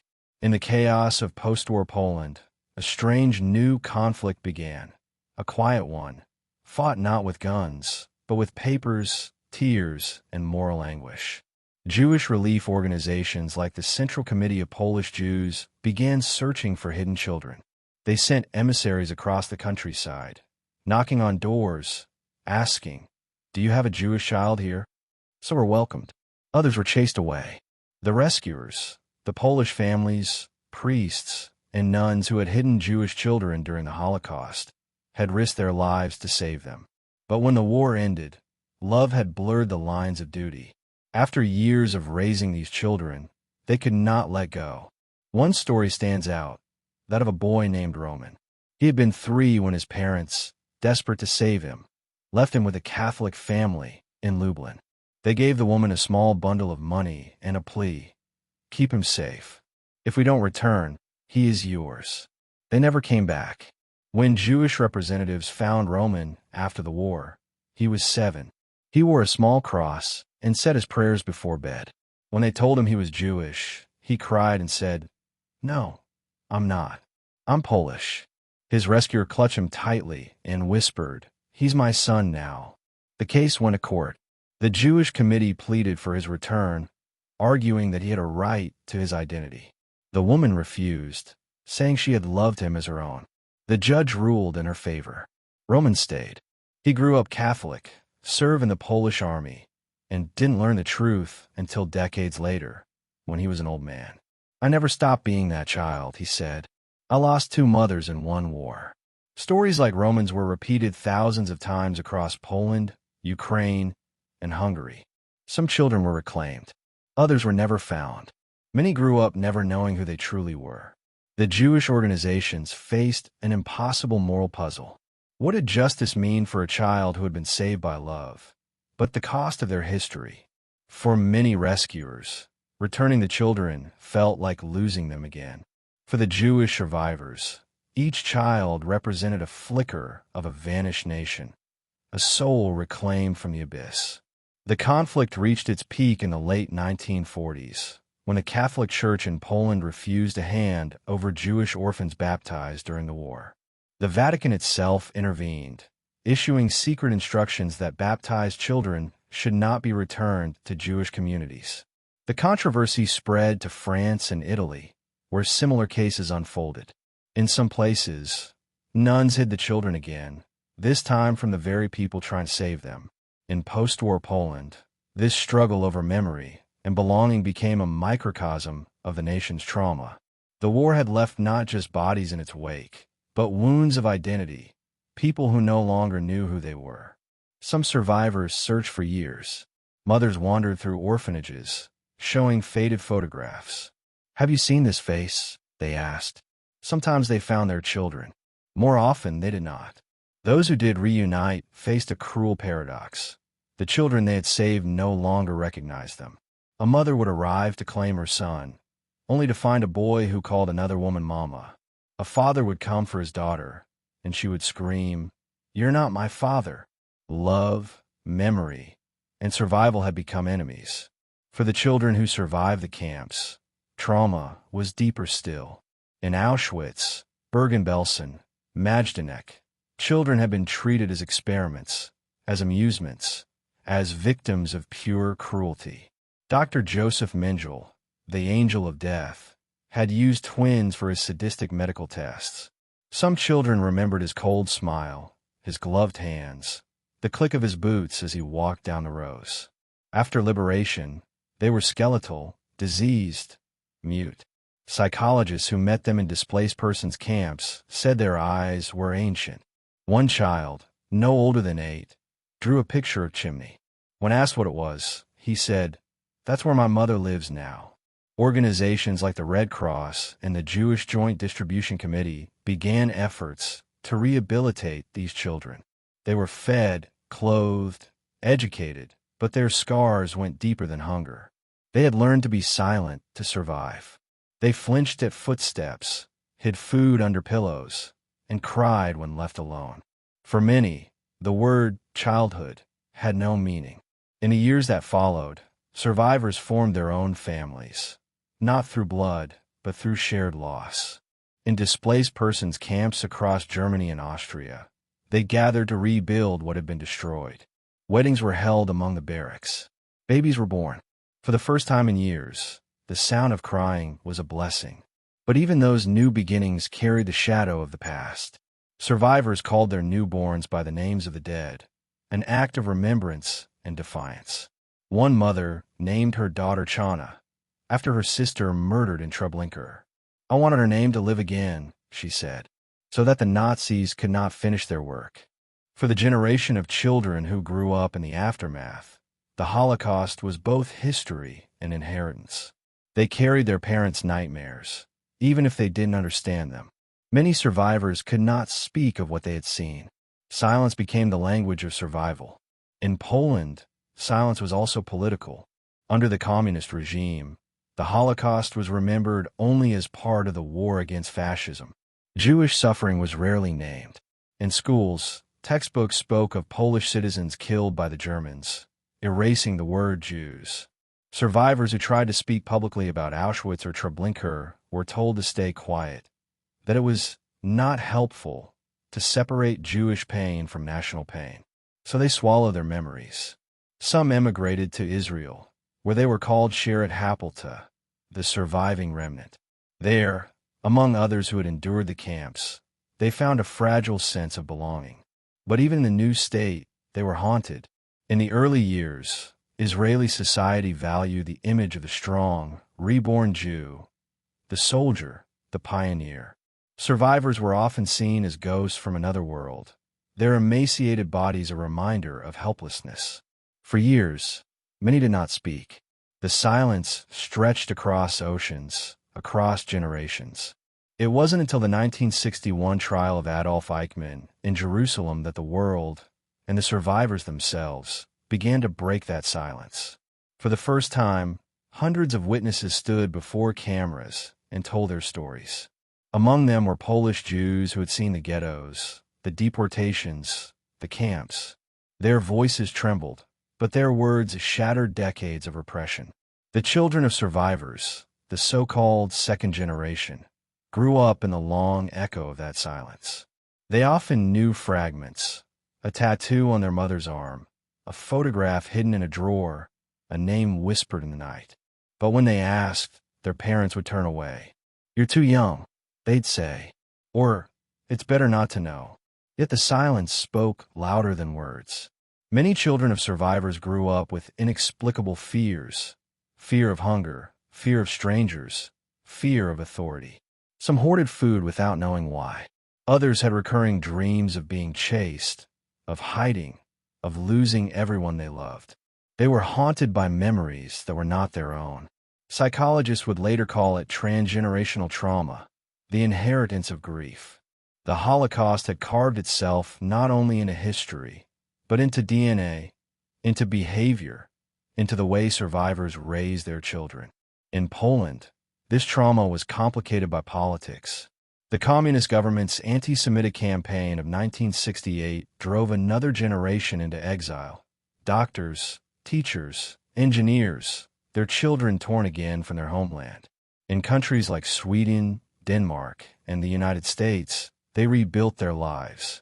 But even there, they carried Poland in their bones, both the land that had given them life and the one that had taken so much from them. By the late 20th century, the survivors were aging. Many had never told their stories. They feared no one would care. But as time passed, the world began to listen. Filmmakers, historians, and grandchildren urged them to speak. And slowly they did. Projects like Shoah by Claude Lanzmann and Steven Spielberg's USC Shoah Foundation recorded thousands of testimonies. Old men and women sat before cameras, their faces lined with time, their voices steady with memory. They spoke of Poland, of their childhood streets, the smell of bread, the music, the laughter, and then of the silence that followed. Each testimony became a monument. For the children of survivors, hearing those voices was both healing and unbearable. They finally understood the weight their parents had carried, but it also became their own. "I grew up in the shadow of someone else's war," said one daughter, "but it shaped every part of who I am." Today, in Poland, a new generation is trying to bridge those worlds. Young Polish students visit the sites of former ghettos and camps, learning names their grandparents never spoke. Jewish youth from around the world travel on March of the Living, walking from Auschwitz to Birkenau, a path of death transformed into a march of remembrance. They carry Israeli flags, Polish flags, and the flags of nations that once turned away. They walk in silence, but it is not the silence of forgetting. It is the silence of witness. Among them are the children and grandchildren of those who once hid in the sewers of Warsaw, who once lay trembling in barns, who once walked barefoot through the snow on the death marches. They are the living answers to Hitler's final question: who remembers the Jews? They remember. The survivors are fading now. Each year, there are fewer left to speak, but their voices endure in archives, in museums, in the stories told by their descendants. The children of ashes have become the keepers of light. For them, memory is not a burden, it is a duty. Because the Holocaust was not only about how people died, it was about how they lived, how they resisted, how they remembered. It was about the mothers who whispered prayers in the dark, the fathers who told stories to keep their children calm before the trains arrived, the teachers who taught Yiddish poems in the ghettos, the partisans who sang in the forests. Those acts of humanity, small, defiant, miraculous, are what the children of ashes carry forward. The war tried to erase them. Silence tried to bury them. But memory, fragile, painful, luminous, survives. And so, in the end, the story of the Holocaust in Poland is not just a chronicle of death. It is a story of continuity. The children of ashes became the storytellers. Their lives are the proof that evil does not have the final word. They remind us that survival is not the absence of pain. It is the transformation of it. Because from the ashes, they built memory. And from memory, meaning.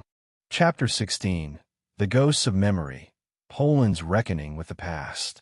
It began quietly, as all reckonings do. Not with a scream, but with a whisper. For decades after the war, Poland had lived in the long, cold shadow of silence. The Holocaust had been a wound buried beneath bricks, beneath ideology, beneath fear. The ruins of ghettos had been rebuilt into new neighborhoods. Synagogues were turned into warehouses or cinemas. And the word Jew, once spoken on every street, in every marketplace, had all but vanished from public conversation. But ghosts do not sleep forever. By the 1980s, whispers began to stir. Students, historians, priests, the children of those who had lived through the war, started asking questions their parents had never answered. What happened here? Who used to live on this street? In towns across Poland, those simple questions carried the weight of centuries. And for many, they led to the same uncomfortable truth. Their cities had once been Jewish. Entire neighborhoods gone without a trace. Cemeteries without names. Homes without owners. The ghosts of memory had returned. For 40 years, the communist regime had dictated what history was allowed to be remembered. The Holocaust was framed not as the destruction of the Jewish people, but as part of the struggle of all Poles against fascism. There were monuments for victims of Nazism, but none that said Jews. The word itself had become political, even dangerous. It reminded people of things they didn't want to see, the complicity, the indifference, the small betrayals that made the machinery of death possible. But when the regime began to crumble in the late 1980s, so did the wall of silence. Independent journalists started publishing forgotten stories. Teachers began uncovering local histories. Young people visited the ruins of ghettos that had been erased from maps. And in doing so, Poland began its long, painful confrontation with the ghosts of its own past. Nowhere was that reckoning more powerful or more divisive than in the small town of Jedwabne. In the summer of 1941, shortly after the German invasion of the Soviet-occupied parts of Poland, something unthinkable happened there. On July 10th, Polish villagers, not German soldiers, rounded up hundreds of their Jewish neighbors, locked them in a barn, and set it on fire. The flames consumed the entire community. The victims screamed for mercy. The perpetrators watched. For decades, the story was buried. The official version, written under communism, blamed the German occupiers. But in the year 2000, a Polish historian named Jan Tomasz Gross published a book called Neighbors. In it, he documented what really happened in Jedwabne, using eyewitness accounts, court records, and testimonies. His conclusion was devastating. The massacre had been carried out by Poles, not Nazis. The revelation shook the nation. For some, it was unthinkable, a betrayal of the national narrative that had long cast Poles as victims, never perpetrators. For others, it was liberation, the breaking of a silence that had suffocated truth for too long. Newspapers exploded with debate. Politicians called for investigations. The Catholic Church, which had often stayed quiet on Jewish matters, began to speak. And in 2001, on the 60th anniversary of the massacre, Poland's President Alexander Kwasniewski stood before the memorial in Jedwabne and said words no Polish leader had ever said before. We cannot have a clear conscience unless we name the evil that took place here. We ask forgiveness in the name of those who cannot ask it themselves. It was a moment of moral courage and of national reckoning. But the ghosts of memory do not yield easily. Many Poles rejected the idea that their own people could have taken part in such crimes. They pointed to the Nazi occupation, to the terror of living under German rule. The Germans made them do it, some said. Others claimed Gross's book was an insult, an attack on Polish honor. The debates turned bitter, dividing families, classrooms, even churches. The truth, as always, was more complicated. During the occupation, Countless Poles had risked their lives to save Jews. More than 7,000 are recognized by Yad Vashem as righteous among the nations, the largest number of any country. They hid families in barns, smuggled food into ghettos, forged papers. Many were executed for their compassion. But alongside these acts of heroism, there were others, acts of betrayal, of greed, of hatred. Some Poles had denounced Jews to the Germans for money. Others had taken over Jewish homes and shops after deportations. A few, like those in Jedwab, had committed atrocities themselves. This duality, victim and witness, rescuer and betrayer, became the heart of Poland's moral struggle. To face it meant to abandon the comforting simplicity of innocence. To ignore it meant to live with a lie. In the years that followed, more stories emerged. Historians uncovered similar massacres in other towns, Radzilo, Waysosh, Sksuxen. The pattern was horrifyingly familiar. And yet, each revelation brought Poland closer to something rare, the courage to look at itself honestly. The process was not linear. There were backlashes, denials, and renewed waves of anti-Semitism. In 2018, the Polish government passed a controversial law making it illegal to accuse the Polish nation of complicity in Nazi crimes. Critics called it an attempt to rewrite history.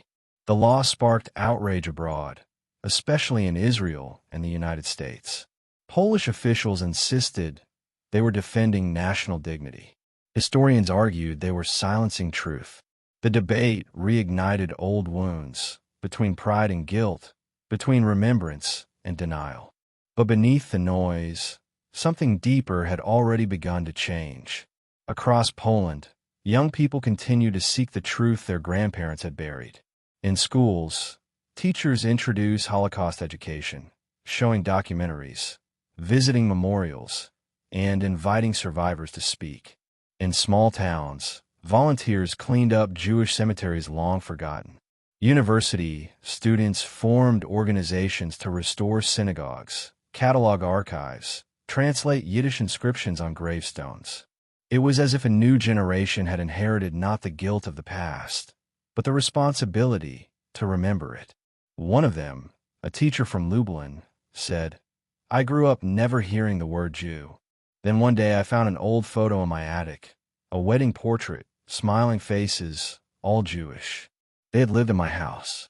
From that moment, I could not stop looking for them." This grassroots movement, driven by curiosity, empathy, and conscience, transformed Poland's relationship with its Jewish history. Festivals celebrating Jewish culture began to flourish, not as nostalgia, but as acts of recovery. The Krakow Jewish Culture Festival, started in 1988, grew into one of the largest in the world. Klezmer music echoed through streets once silenced by war. Rabbis and priests shared stages. Poles and Jews danced together. But remembrance is never simple. For every act of light, there were still shadows. Holocaust denial found new voices in extremist corners of Polish politics. Conspiracy theories resurfaced. The old poisons revived in modern tongues. Some whispered that the Jews exaggerated their suffering, that Poland had done enough to apologize. The ghosts of hatred, it seemed, were never fully gone. And yet, the country continued to wrestle with itself, inching toward truth. In Warsaw, the Poland Museum of the History of Polish Jews opened its doors in 2014. Built on the site of the former ghetto, its architecture told a story, a great fissure running through the center of the building, symbolizing both the rupture of the Holocaust and the hope of connection. Inside, visitors walked through 1,000 years of shared history, the rise of Jewish communities, their culture, their destruction, and their rebirth. When President Bronislaw Komorowski opened the museum, he said, "This is not a Jewish museum. It is a Polish museum, because Jewish history is Polish history." That sentence captured a truth long denied, that the story of the Jews of Poland was not a foreign story, but part of Poland's own identity. In the countryside, old synagogues were restored, not to erase the past, but to preserve it. In the village of Tykacin, The 18th century synagogue was rebuilt, its faded Hebrew inscriptions uncovered and restored. In Lublin, the old yeshiva became a cultural center. In Warsaw, the Nozick synagogue once again filled with prayers on Sabbath evenings, the same prayers once whispered in secret during the war. And in the ruins of Treblinka, where nothing remains but stones, visitors from around the world walk in silence. The sight is not dramatic. There are no ruins, no chimneys, only fields and granite markers shaped like tombstones. Each one bears the name of a destroyed community.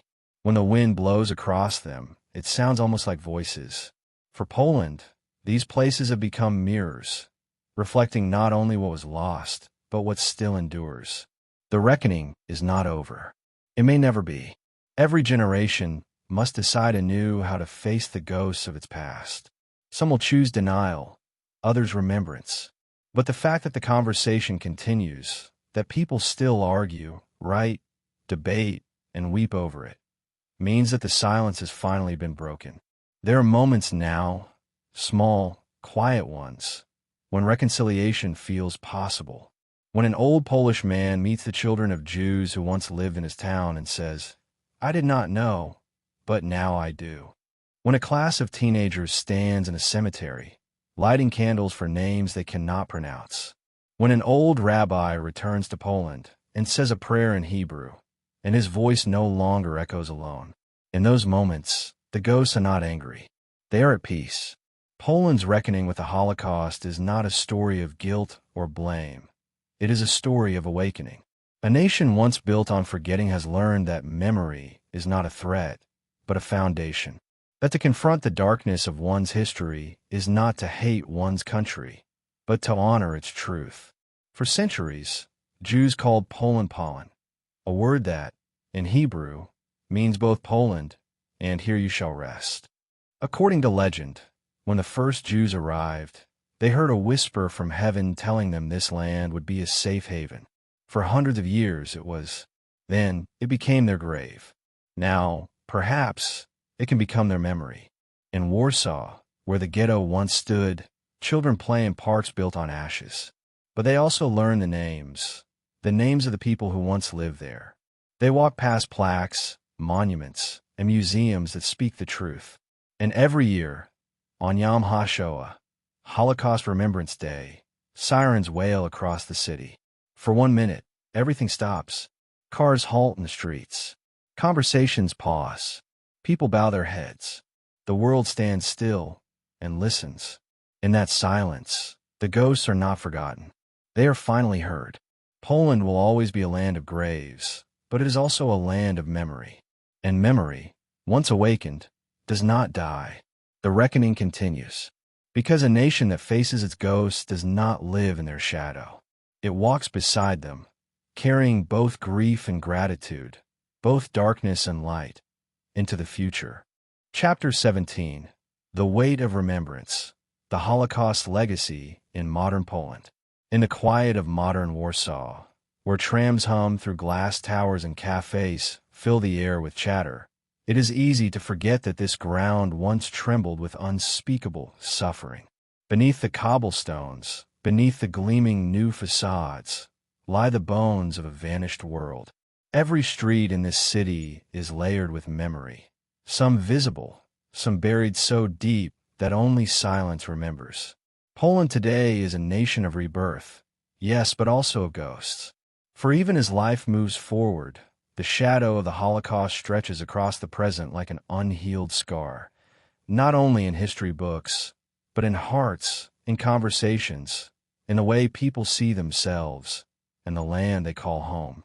80 years have passed since the destruction began, and yet the Holocaust is not finished in Poland. Its echoes live on, in monuments, in arguments, in politics, in art, and in the uneasy space between pride and guilt. The war is long over, but the reckoning never truly ends. For the Holocaust is not only about what happened, it is about what remains. In today's Poland, reminders of the lost world are everywhere, though not always noticed. In Krakow's Kazimierz district, tourists sip coffee in cafes built inside old synagogues. where Hebrew inscriptions still whisper faintly on the walls. In Warsaw, the outline of the ghetto wall is traced in bronze on sidewalks, a thin line where two realities once met, life and annihilation. In Lublin, the yeshiva stands restored, its windows gleaming again, though the voices that once filled its halls are gone. Across the country, hundreds of forgotten Jewish cemeteries are being reclaimed from weeds and neglect by volunteers who were not yet born when the last gravestone fell. They rake, they clean, they uncover Hebrew letters that have not seen daylight in decades. Some cannot read the words, but they know what they mean. They mean that someone once lived here. The memory of Poland's Jews has become a mirror in which the nation still searches for its reflection. For decades after the war, the story was silenced, reshaped by ideology, buried under slogans of unity and resistance. But since the fall of communism, Poland has struggled to tell the truth, the whole truth, about what happened on its soil. That struggle has been both painful and transformative. In the 1990s, when archives opened and survivors began to speak freely again, the country was confronted by history's full weight. Museums began to rise, memorials multiplied, and public debates raged over how to remember. Should the Holocaust be seen as part of Poland's story or as something separate? Should Poles be remembered as rescuers, as bystanders, as victims, or as accomplices? The questions had no easy answers. They still don't. In school classrooms, children now learn about the Holocaust in history lessons. They read survivor testimonies, visit concentration camp memorials, and study photographs of ghettos. Many take field trips to Auschwitz, the place that has become the ultimate symbol of humanity's capacity for evil. There, they walk through barracks lined with shoes, see the suitcases marked with names, and stand before the gas chambers that once swallowed thousands at a time. Teachers whisper that there are no words for this. The students nod. They take photos, they cry, they grow silent. And yet, when they return home, the question remains, how do you live with a past like this? The memory of the Holocaust in modern Poland is not a single, simple story. It is a landscape of memory, fragmented, contested, constantly shifting. For some Poles, it is a source of sorrow and responsibility, a moral compass that demands honesty.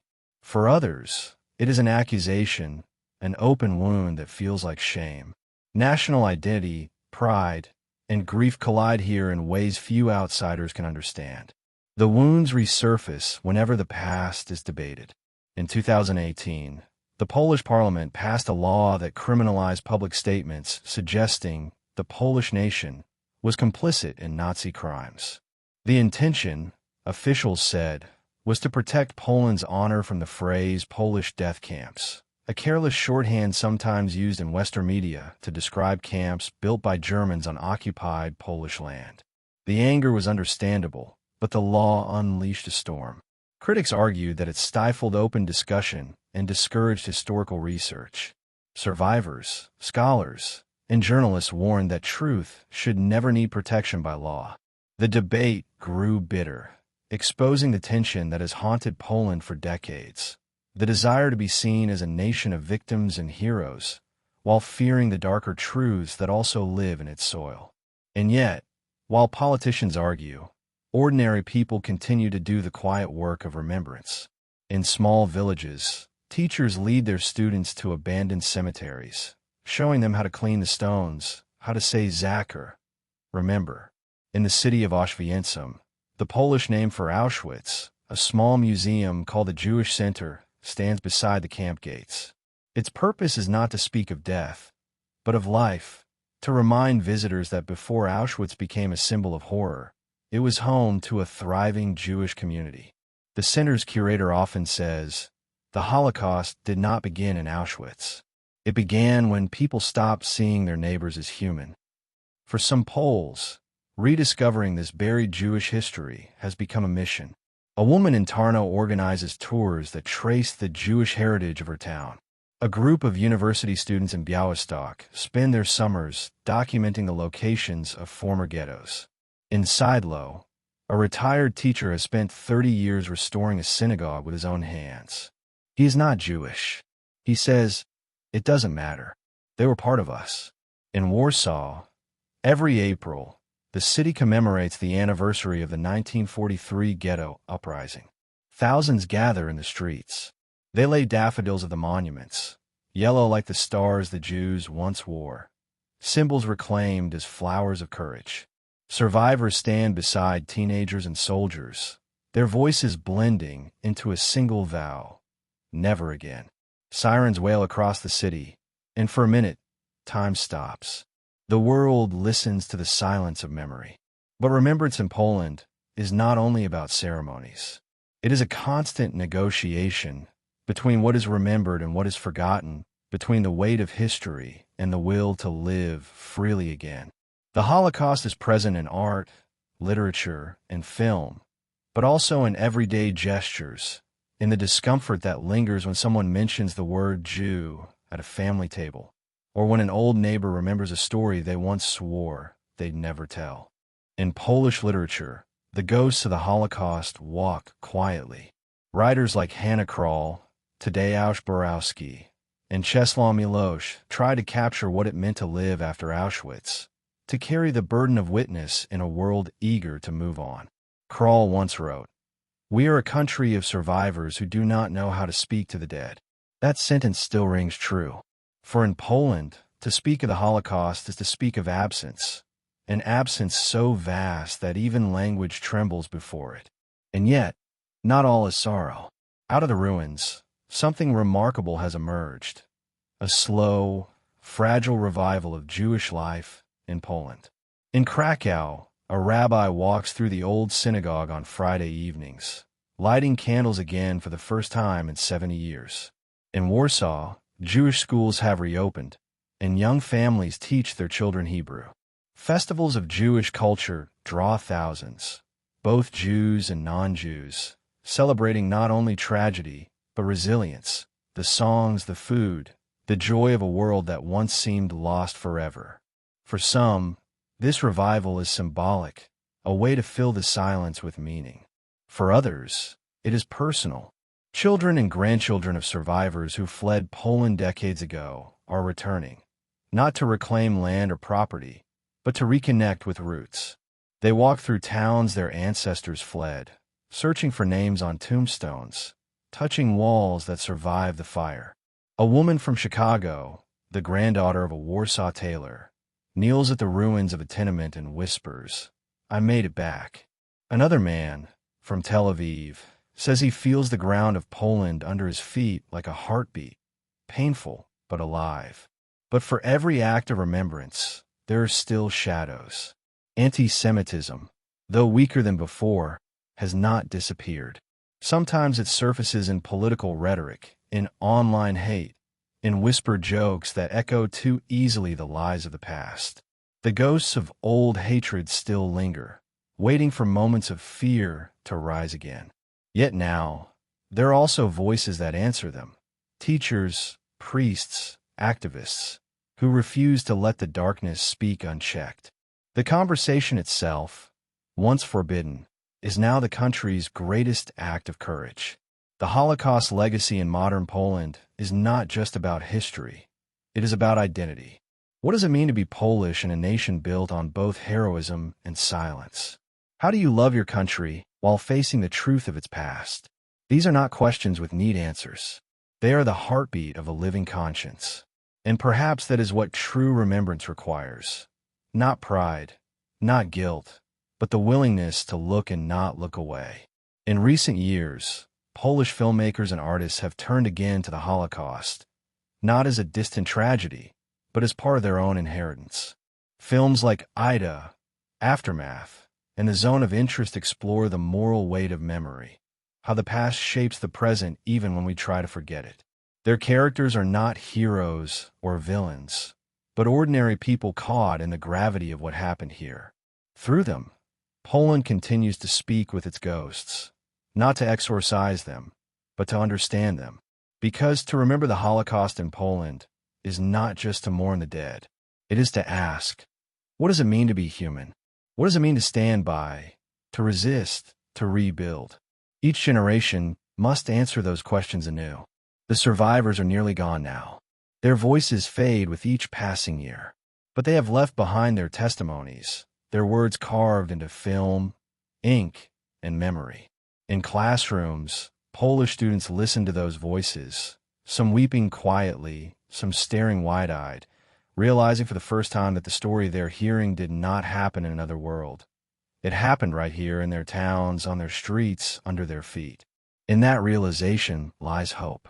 Hope that the Holocaust legacy in Poland is not only about death, but about the power of remembrance to keep life honest. Hope that the act of looking back, however painful, can guide a nation forward.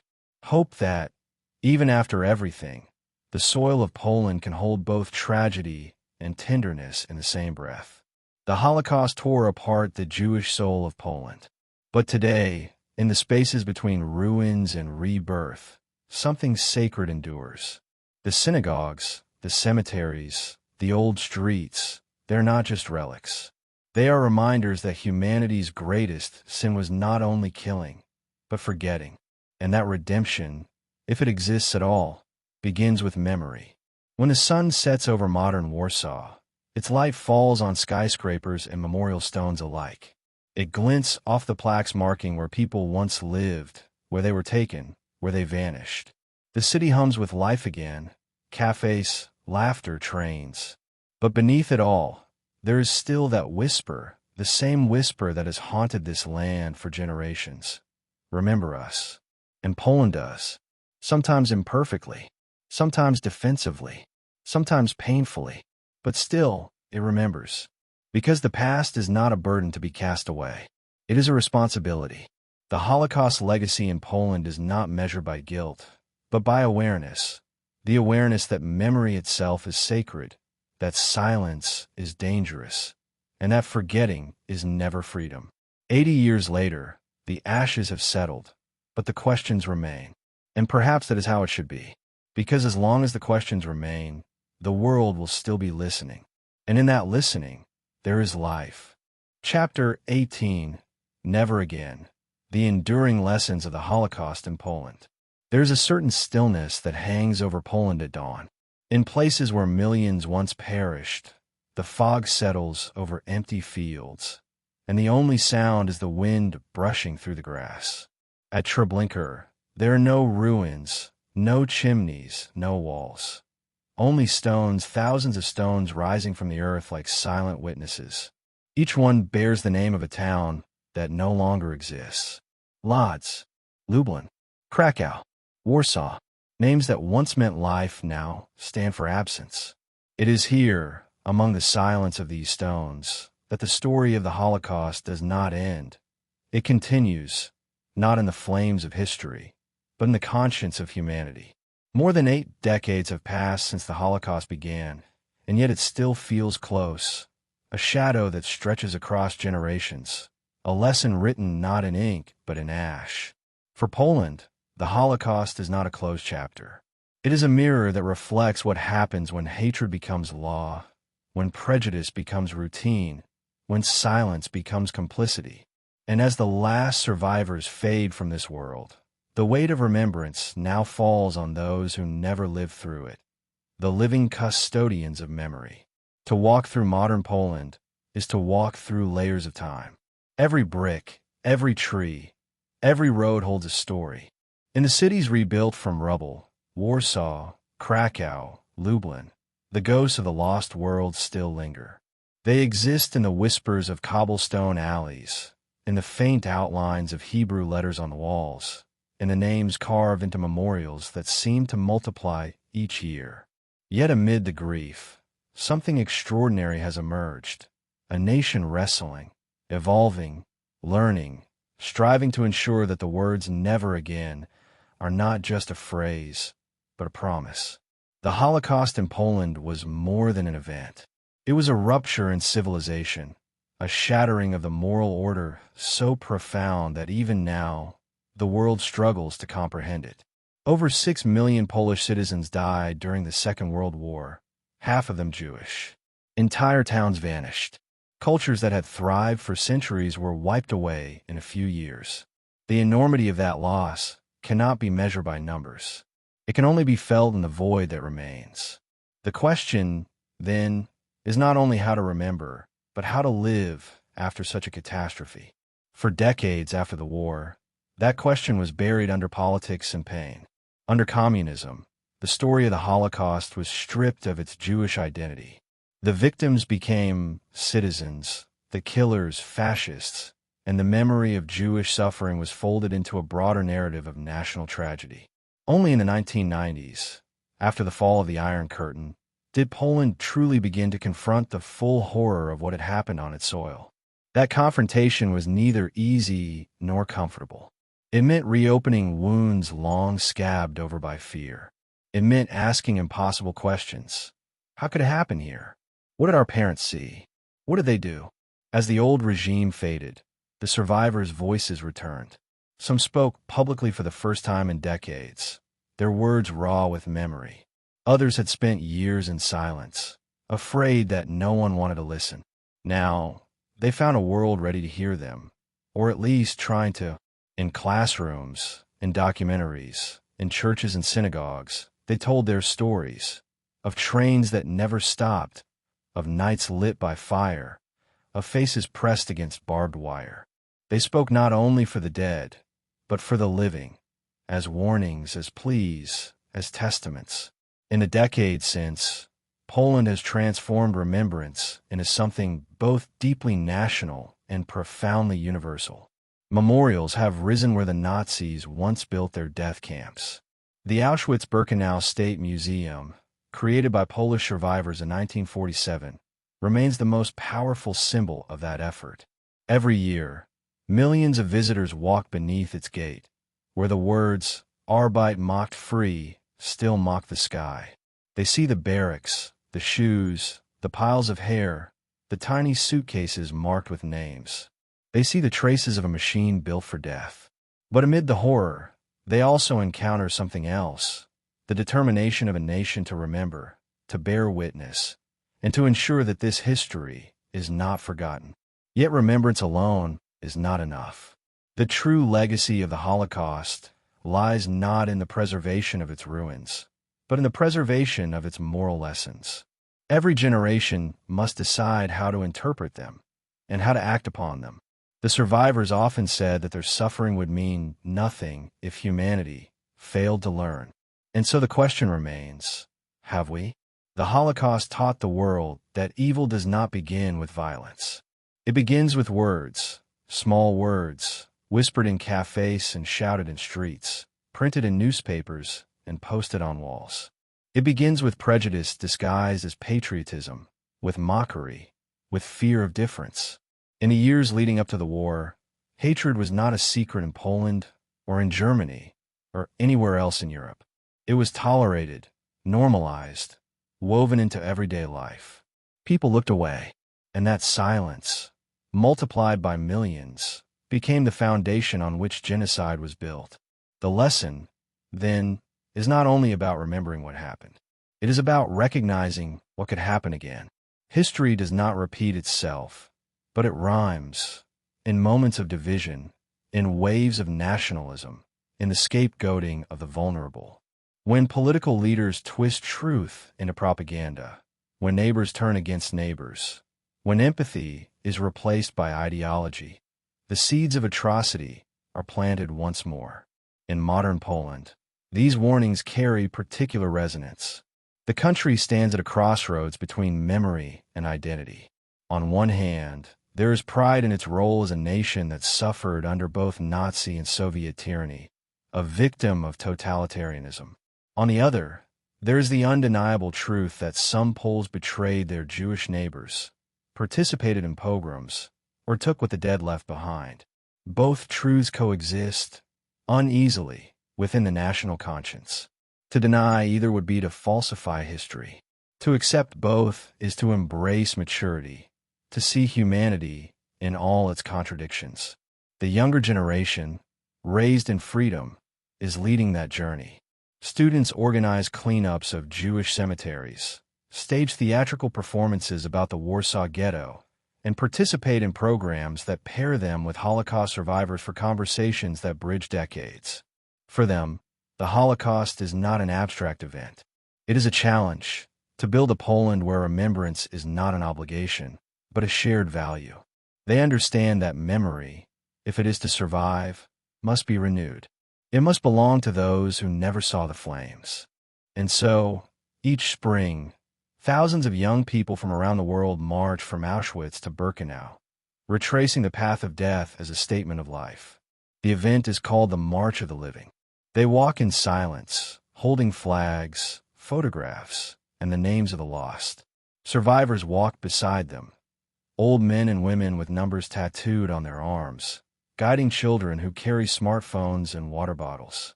Two worlds, bound by one story. At the end of the march, they light candles and recite prayers in Hebrew and Polish. The wind carries the sound across the fields. For a moment, the dead are not forgotten. The phrase, "never again," is carved into monuments across Poland, on memorials, in museums, in classrooms. But what does it mean? Never again what? Never again Auschwitz? Never again genocide? Never again silence? The answer is all of these. Yet, the phrase remains fragile, because never again is not a guarantee.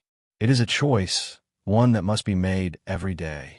Each generation must decide whether to defend truth or distort it, whether to see others as neighbors or enemies, whether to listen to the lessons of history or to repeat its mistakes. Today, as wars, populism, and intolerance rise again across the world, the lessons of the Holocaust feel urgent once more. The survivors are nearly gone. Soon, there will be no living witnesses, and when they are gone, what will take their place? Memory, if preserved truthfully, can still guide us, but only if we continue to speak their names. In Poland, new institutions and educators are ensuring that this memory lives on. The Poland Museum of the History of Polish Jews, opened in 2014, stands as a monument not just to the Holocaust, but to 1,000 years of shared history. It reminds visitors that the story of Jews in Poland was not only one of death, but of life, of coexistence, creativity, and culture. The museum's name, Poland, carries a legend. When the first Jews arrived in Poland centuries ago, they heard a voice from heaven whisper, "Polin, here you shall rest." The irony of that promise is unbearable, but is also profound. For even after destruction, that rest has become remembrance. Every stone, every candle, every child who learns the names, these are acts of defiance against forgetting. And in this, Poland has become both witness and teacher.